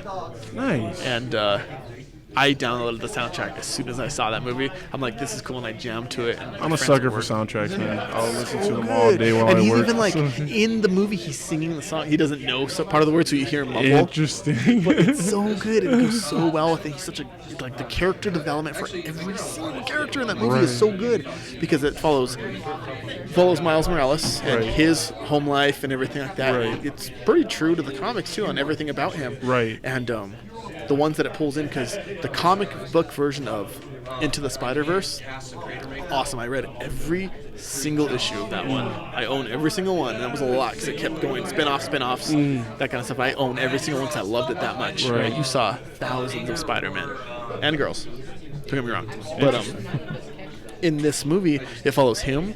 He meets Spider-Gwen. Right. He meets Spider-Man Noir, which is the black and white 40s version. Yeah. He meets Spider-Pig.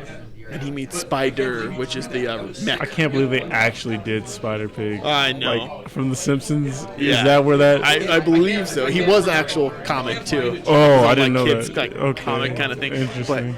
But the cool part about them meeting just those ones in particular is that each one of them is in their own art style based on the era they're from. Interesting. So Miles Morales is kind of more graffiti kind of guy like that. Gwen Stacy is still kind of like the same type with her own spin-off, a little bit more colorful. Right, yeah. Spider-Pig is cartoony as shit, like Looney Tunes. Yeah. And Spider-Man Noir, everything's like black and white. Interesting. Even the way he talks. And he is played by Nicolas Cage. Oh, really? Oh, my gosh. Oh, dude, I don't know how I feel about that. It's awesome, dude. It's I'm so gonna just see awesome. that ridiculous smile. When I was like, he sounded familiar, but I couldn't pick it out until the very end when the credits rolled. I was like, oh my It's Nicolas gosh. freaking Cage. So good. That and then Spider, which is SP//DR, because she's a mech. Right, yeah. Super cool too, and he has their own anime style. Right. So I was talking to my brother about that, and he was really disappointed that they used her for the future Spider-Man instead of 2099 because, you know, it's Did he watch that movie? Yes, he did. Did he? Yeah. Did he really? Did he stay to the end credits? I'm not sure. He did not stay to the end credits. 2099. Spoilers, in the end credits, 2099 shows up. I think he's my favorite Spider-Man, actually. He's awesome. Yeah, he's really cool. There's a lot of cool things he does. Yeah, the after image thing, and, you know. Yeah, and that was one of the cool things that they portrayed in this movie, that Miles Morales was just learning, just becoming Spider-Man. Right. And all the other ones had already been him, Yeah. especially the Peter Parker one, because this one was, he saw 2 versions of the Peter Parker one, the one that lived in his universe. I don't want to give anything away. Right. The one lived in his universe, and then the one that he met from an alternate universe. Interesting. And they were already years of Spider-Man. They already knew. But the Spider-Gwen, already been Spider-Girl, or Spider-Gwen for a while now. Spider-Pig, already been Spider-Man. Spider-Noir, already been Spider-Man. Right. Spider, already been So Spider-Man. he's like the apprentice of them all, which He's makes like sense for him learning. to be the main character then if he's learning. Yeah. They're like, you can't do this. Like, there's no way. You're too green. You're too Right, green. You can't yeah. do this. And like that was like him becoming his hero's journey. Him becoming Right. Spider-Man. That's awesome. And that's when like he had the traditional Spider-Man outfit too. Speaking the of red Miles and blue. Morales, that game, he's in it. So I've heard. Yeah. Yeah. And that's the actual next thing I wanted to bring up was, dude, the way games have been going lately, like They're movies. it's just a movie. Yeah. High quality, amazing. Yeah. Like you can pick your. That you can live through. Like, you're living through the movies at this point. You're like you are Spider-Man. Right. In that game. Yeah. That's why I'm so sad I haven't played that yet. Because I've never felt a game felt like the superhero as much as that game before in my Right. life. They nailed the mechanics. They Right. nailed it. Like down to the spider senses. Like the like.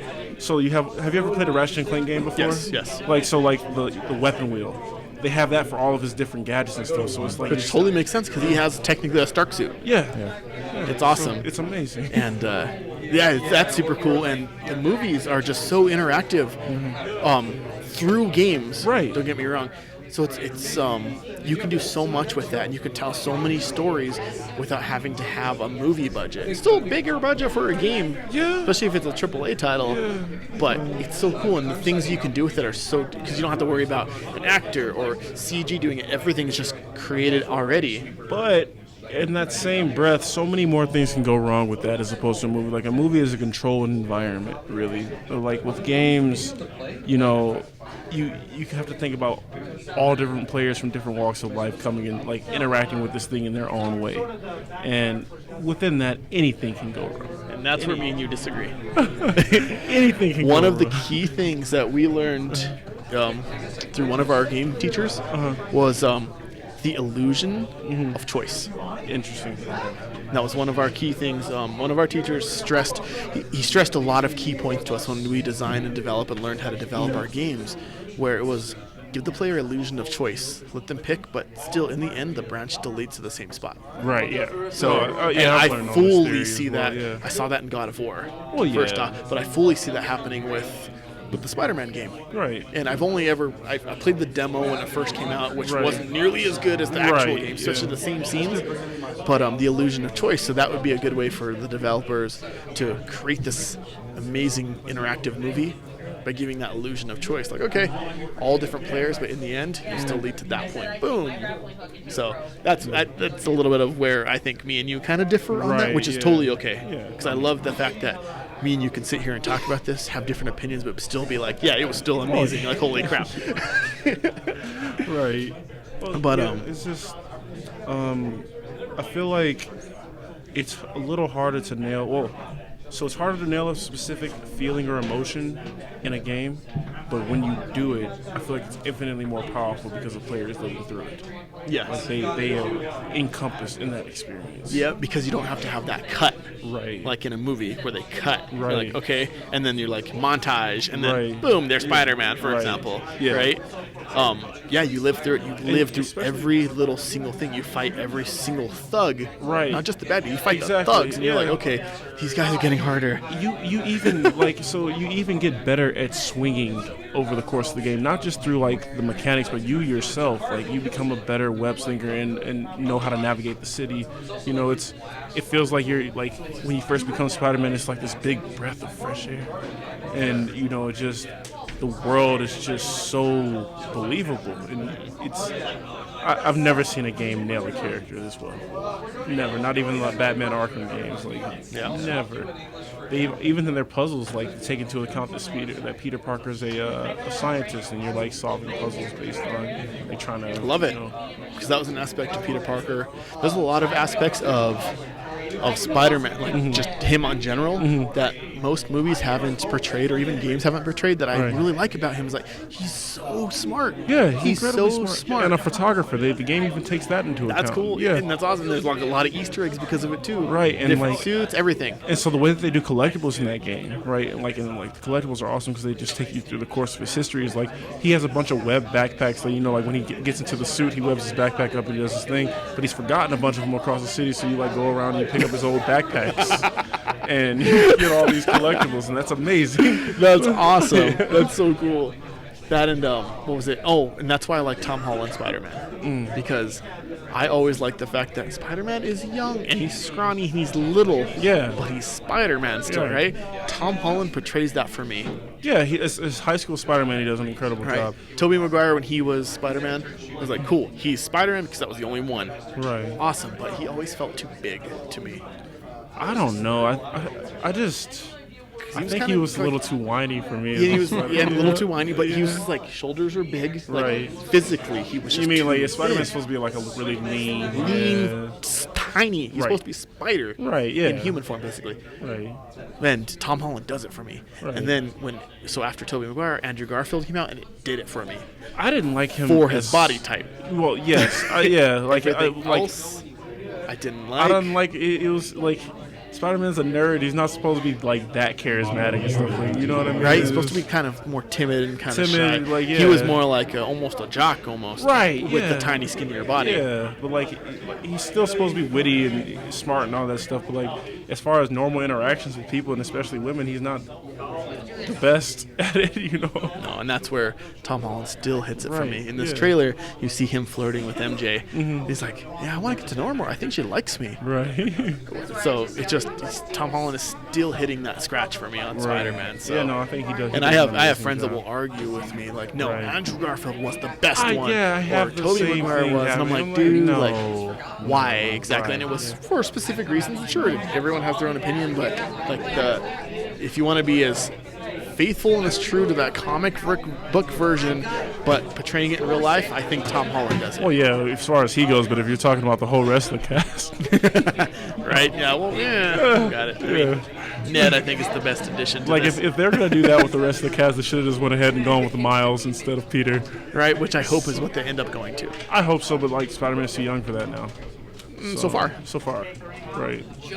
Because if everything happens in Endgame that I've been hearing about as far as theories and stuff goes, that multiverse is going to tear wide open.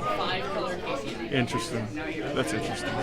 So that'll be interesting to see too. Speaking of interesting things, what do you think about Netflix originals? I'm sorry, I couldn't. Speaking of interesting things, what do you think of Netflix originals?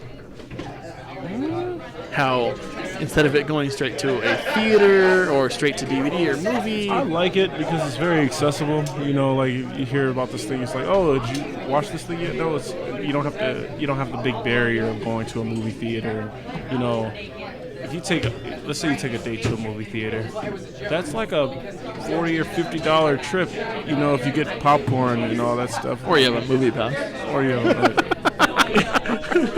Get in, go ahead. Thoughts on Movie Pass. Right, we should do a whole episode on just movie passes. Right, nothing. Which we're probably talking about a lot. But anyway, that's besides the point. Sorry. Yeah, it doesn't have this big. You pay your $8 a month, and then it also allows for like people that can't develop the big budget to push things in the theater. You start seeing a lot more creativity because it's just more accessible, and that's from a creative. I love it, honestly. Yeah. Having those Netflix originals, Yeah. because Netflix has those budgets that are just at that level of movie quality, man. Like some of their original movies that they've made is amazing. Some of their series that they've made are amazing. Right. Yeah.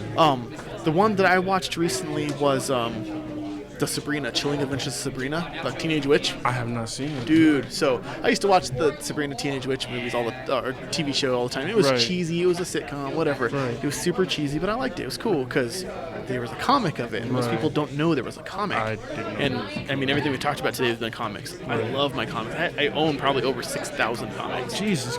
I know, it's crazy. Crazy ridiculous. And I thank my friend Tim for that because he donated a lot of them to me. He's like, I'm never going to use these. Here you go. He donated probably about That's 4,000 of them amazing. to me. Not even kidding. Like, that bin was heavy and crazy. And I don't even think I could read through that many comics. dude, but there's some good ones. There's X-Men. and Well, all yeah, I kinds mean, of like, stuff. because I don't have the patience, I just listen Yep. to Comic Explained. Right? And that's awesome. That's a big place I go to also. And if you guys have never heard of that, we'll add that one also Right. to our comments so you guys can just click on it. His page, go to it. It's amazing. Right. Yeah, dude. So there was an old school comic of Sabrina called the Chilling Adventures of Sabrina, which is what this Netflix series is based on. Right. It's dark. It's not. It's super serious, and she follows like the actual occult of witchcraft and not witchcraft and wizardry. That's Harry Potter. She follows more of the witchcraft and like the dark, like the what do they call it? The black baptism and Right. like actual monsters and things and like crazy things That's going on. interesting. And so they adapted this new series based off of that comic, and so it's dark and it follows like a lot of like what the witchcraft and Wicca and stuff does, and Right. like the satanic temples and like, dude, it is crazy. I loved it. It came out around Halloween. I'm surprised they took that turn on something that's been so lighthearted for years, you know. And Netflix can do it. Yeah. Netflix did it very well. I watched it. I binged it. And I think it's because of that, you know, that lower barrier of entry that they're able to be a little more innovative with things like that. Absolutely. They don't, especially with an IP like this, it has been so old, right, kind of forgotten almost. Yeah. But it's awesome. Like even seeing Salem the cat. Right. He's a goblin. He is awesome. And he only talked when he was in goblin form, and it was creepy. He hid behind, like in the shadows. He was scary. He looked like almost like a Grim Reaper. I don't think I can watch this. I don't know if I mentioned this, but like my least favorite genre of movie is horror. And it's not so horror because it still is a TV show. Right, yeah. But there's a lot of kind of creepy aspects because she's a witch. Right, yeah. I would highly recommend it. It is good. There's I think it's 10 episodes, 11 if you include the Christmas special. But yeah, right, yeah, and it sounds funny to do that, but it's a really good series. Interesting. And that leads me to the Netflix originals being awesome. Just like quality and everything that they've been doing. Like even, did you ever watch Black Mirror? I did not. That, Dude, but like I watched one episode with the with the video game, right? Was it the VR one? Yes. Oh yeah. It's nuts. That's what got me into it. Right. And I still haven't watched it all because there's time in general. Right. I can't. My dreams are far too active for me to watch something like Black Mirror. I have about a million ideas going on in my head at all times. That's why we're doing a podcast right now. Which is Thoughts on Thoughts on YouTube and Facebook. But yeah, I think their adult animated series are my favorites. Like BoJack Horseman and F is for Family is one. I can't get into either of those, unfortunately. I think F is for Family is phenomenal, man. It's just like it's too real. It's too real. I think that's why I can't get into it. Yeah, it's too real and it's a cartoon at the same time. Well, yeah. Well, it's like depressingly hilarious. And I think the same with BoJack. I'm already depressed as it is. Not really, but I mean, no, it's just like that's cool. Yeah, that's cool. But that's what I'm getting at is that those Netflix originals can do anything. Yeah. Without the constraints of a big budget, studio. Yeah, it's like the same as like indie games as opposed to big AAA studios. They're able to. Like, can you imagine doing a Chilling Tales of Sabrina in a movie compared to a TV No, series? because they would have to market it in a way that was kid-friendly. And they have to crunch everything into a movie. Right. And not necessarily do it all right. So that's why I really like those Netflix originals. Because it allows you to take an idea and fully expand upon it as opposed to like trying to condense it into this, Right. So then there's the series that come out and they release them all. So you can binge it if you want or watch it however you want. Yeah. Which is cool because it gives you the viewer, not the player, the viewer in this case. Right. the choice. Power, yeah, of how much or how little you want to watch it. Right. With Black Mirror, it kind of broke reality, man. Like there was thoughts and things on it where it's just like that could totally happen. It could, and that's the horrifying thing about it, Oh, absolutely. That terrifies me. Yeah, it's especially the fact that like the VR one is like I think that's where games are going, and that is scary to think about. Yeah. I'm excited and scared at the same time. Yeah, because like I tried VR for the first time last year. Space Pirate Trainer, best game ever. Best game, 10 out of 10. Seriously, it's just because you're completely sucked into another world. And I wonder when movies are gonna, hit the same. Like when instead of 3D movies, like VR movies, where you're like kind of living through the character's experience, you're able to look around the scene. I wonder if that's ever gonna be a thing. So with Black Mirror, they came out with a new one called Bandersnatch. Mm-hmm. It is an interactive movie. So we've been saying interactive movie a lot when we talk to games, right? Yeah. So one of the oldest form of games is a choose your own adventure. Start Right. off as a book, right? Yeah. Where you can read it and then like if you want this decision, go to this page. If you want this decision, go to another page. Bandersnatch does that. Black Mirror Bandersnatch. Right. Except it's a movie, and you get to choose your outcome on almost every single decision, I believe, right? Sort of. I mean, it kind of hints you like what, like if you're playing like console, whatever, like your controller vibrate or something like telling you, it's about to come up, but you only get two options, one or the other. You don't get like A, B, C, or D. Okay. Yeah, which makes sense. Choose your own is usually two options. Yeah, no, but that goes back to the topic I just said earlier was as far as picking what you can do, but what did I say it was on the game? Using it in game, like Steve used to teach us, an illusion of choice. Oh, yeah. So it gives you two choices, and then you go kind of branch off from leading there. to the right. So in Bandersnatch, it does that, and it is in all aspect, and I can't think of a better way to phrase it, it's a choose your own adventure. Right. The bad thing about it is that the owners of Choose Your Own Adventure, the original book back in the 80s, Yeah. are suing them. Suing Netflix. What? Because they're using Choose Your Own Adventure, and that is a copyrighted thing that they own, because that's what the type of the book was Choose Your Own Adventure books. So now they're suing. Because they use the word adventure? Is that the... They only ever used it once, first off. They only ever used the Choose Your Own once. They didn't market it. They didn't advertise it. Even like we watched the trailer again yesterday. Right. Yeah. Nothing about it says that you can choose what happens. Right. It just looks like a movie. Yeah, it looks like a plain old movie, like another series of Black Mirror. Then you get in there, and then you're just like, oh crap! Like, wait a second, I'm the character, or I get to decide what's Wait, happening. you're picking? You, the viewer.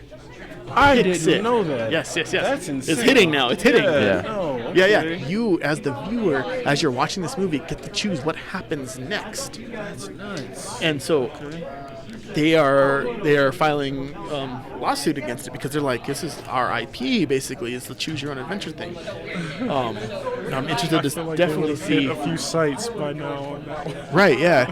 And so they're doing the lawsuit on it because of this, but they never marketed it as it was the Choose Your Own Adventure or nothing. I think they mentioned it only once, like the actual phrase, and I think that's what they're going off of. But that's basically what it is. Right. It's a movie version of that, like That's like a book. insane. Like I that. did, like I'm an elf. I'm one. the way, yeah, they're breaking reality, and that's Okay. it's phenomenal. Supposedly there's a bunch of Easter eggs and a bunch of different endings.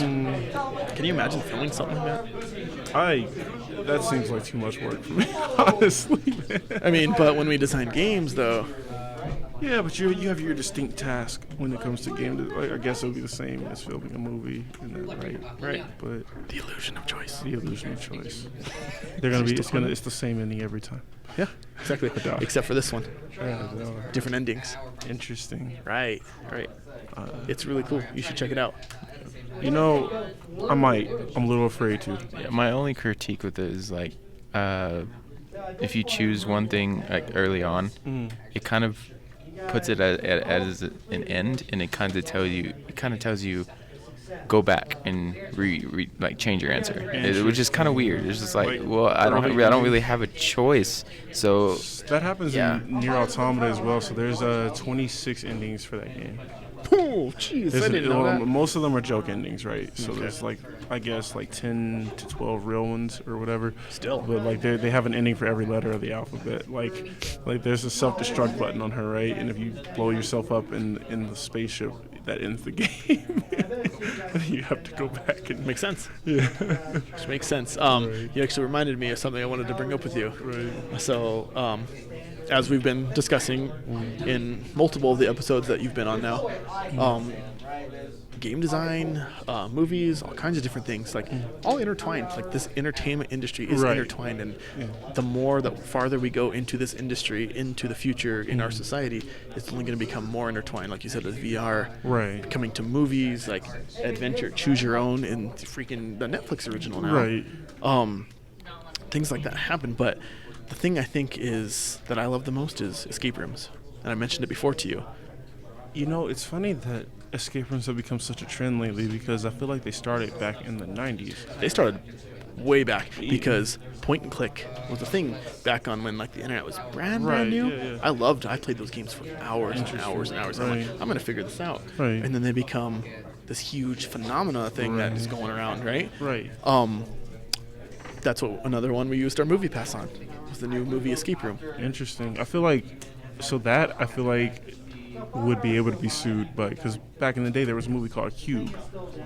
It was it's an escape room movie. Like people are stuck in this cube where they have to solve a bunch of different puzzles to get out. But the puzzles are deadly. Oh yeah, okay. So, That totally sounds like an escape room. yeah.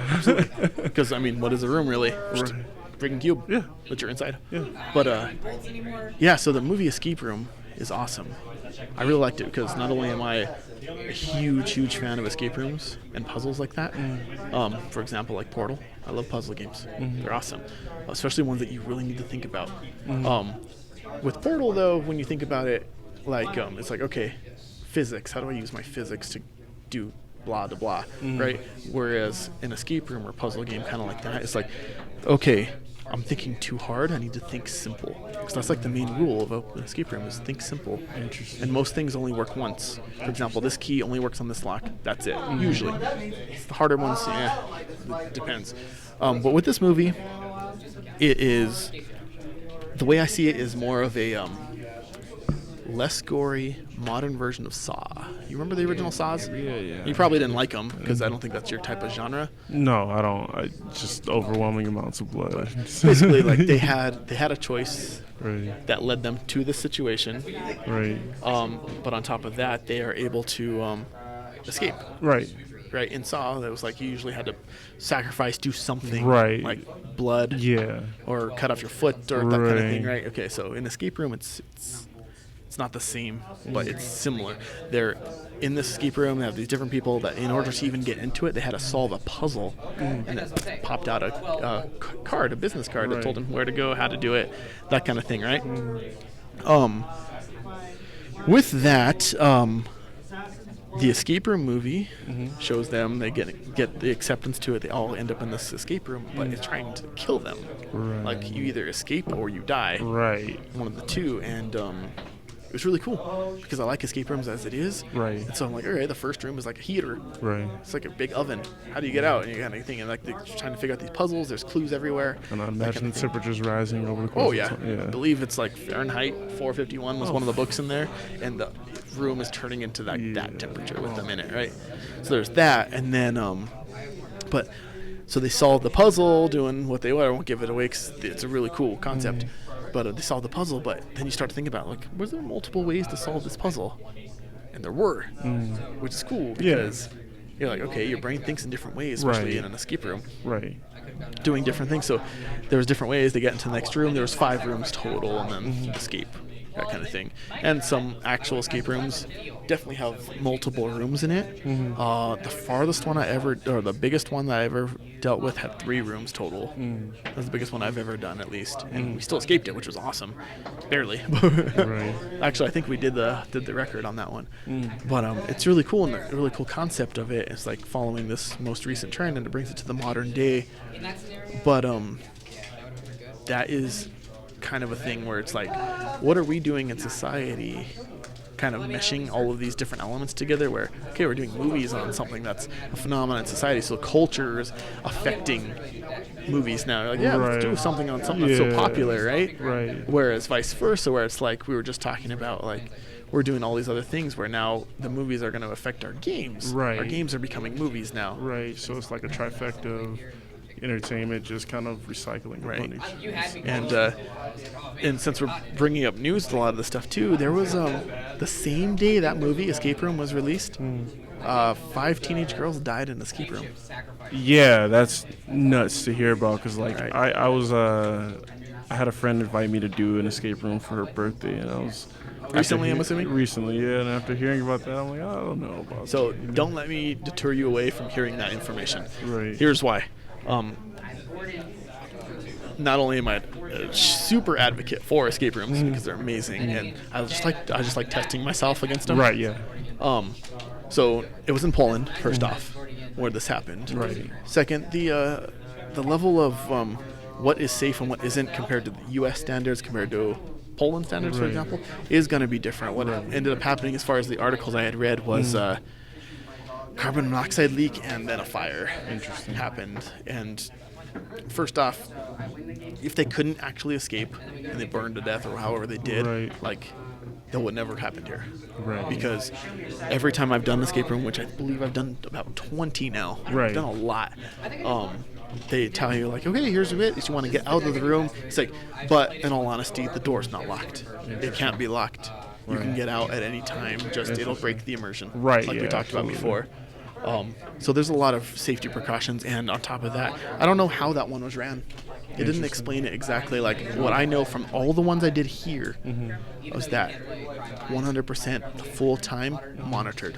you see people are watching you the entire time because they give you hints and they're there to help you, and they tell you the ground rules where it's like everything's simple. If you see this symbol, it means don't even bother with it. Nothing's in the ceiling tiles, that kind of stuff. So don't destroy the room.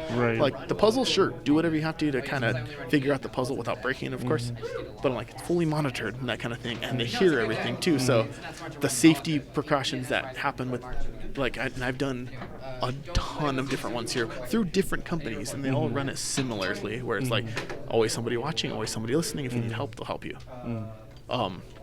So don't be deterred because of what happened. Right.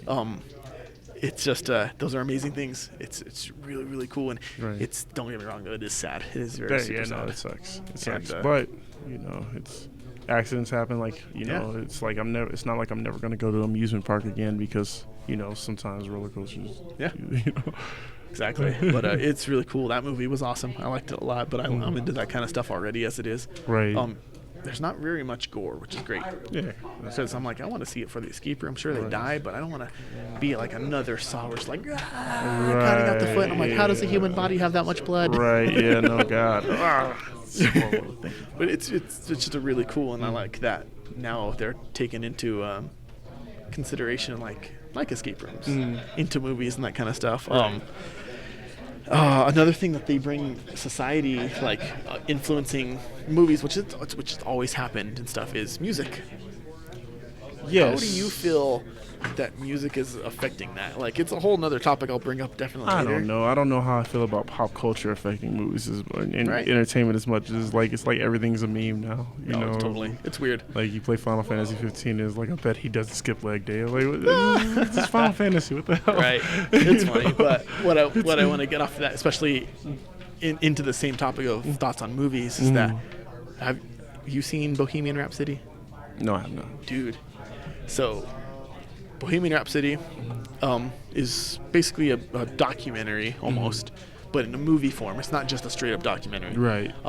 Rami Malek, I believe is how you pronounce his name, portrays Freddie Mercury in the band Queen, and this shows like the rendition of what everything they went through up to the point of the big show and then him dying, because it's not straight up fiction where you don't know what's gonna happen.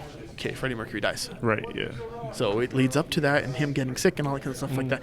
It was a phenomenal movie. And of course the Queen music is already phenomenal by itself, but then portraying it in this way, and Rami Malek did such an awesome job portraying him, portraying Freddie Mercury. It was an awesome movie.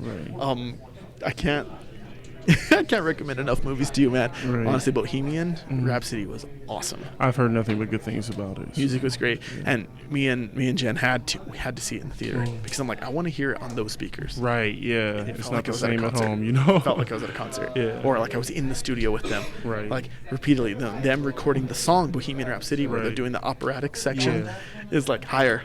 He's like singing higher, Figaro, or Galileo over and over and over and over. You can hear it, and the sound quality was amazing. It was like I was wearing a good set of headphones. That's awesome. It was great. Yeah.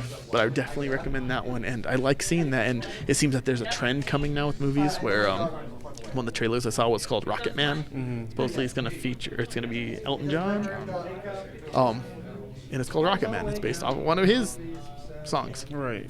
And so it seems like there's going to be a trend of movies coming around now where it's going to be based on a portrayal. Right. That's pretty awesome. It's cool. Yeah. And it's following nostalgic things, great things that we've already heard in music culture. Yeah, I hope we get one on Jimi Hendrix. Dude, I would totally be there. That, I would love to see one on Jimi Hendrix. I would love to see one on Stevie Ray Vaughan. I want to see one on anybody really. But I think they would stay away from the Jimi Hendrix thing because of the conspiracies behind, his death and all that stuff. Or maybe not. Maybe that's what makes it interesting. Maybe, yeah. Totally, maybe. But yeah, so I don't know, man. Is there any other movie things you like that you want to see, can't wait to see, that we haven't necessarily touched on? Movies. I don't think so. This my mind has been completely focused on Endgame. That's it. Totally. I'm a very single focus. That's the Endgame. Yeah, that's the Endgame. That's the Endgame. Well, on that mark, I think we can definitely call it there, man. Like that's a lot to take in, a lot to do, but it's awesome. It's really, really awesome. So I want to thank you again, bud. Thanks having you on multiple episodes now. Yeah. Like definitely looking forward to having you on another one. Nice, It's always fun. It's always good talk. Like that's all this is really. It's just an awesome talk. Just thinking about different aspects and seeing our perspectives on it. Right. So yeah, thanks again, and definitely hit Ellis up on his YouTube channel, Divine Arts. When you start Starting posting January 31st. Starting January 31st, 2019, which I can't believe it's 2019. Right. But yeah, check out his. And if you're watching this on our YouTube, thank you. Like and subscribe. Thank you. Check out our Facebook page, Thoughts on Thoughts. We absolutely recommend it. Or not recommend it, but thank you guys for. I recommend his page. But thank you guys so much. We want to do more of these. We have 11 episodes planned out, I believe. Am I right? So yeah. We have 11 episodes planned out, all different topics, and if you guys in the comments leave us a like, let us a comment, like what do you guys want to hear, what do you guys want to know, and if we can get someone super pro in that field, we'll definitely get them on as best as we can. But until then, like awesome, thank you guys for tuning in, and we'll see you next time. Yeah.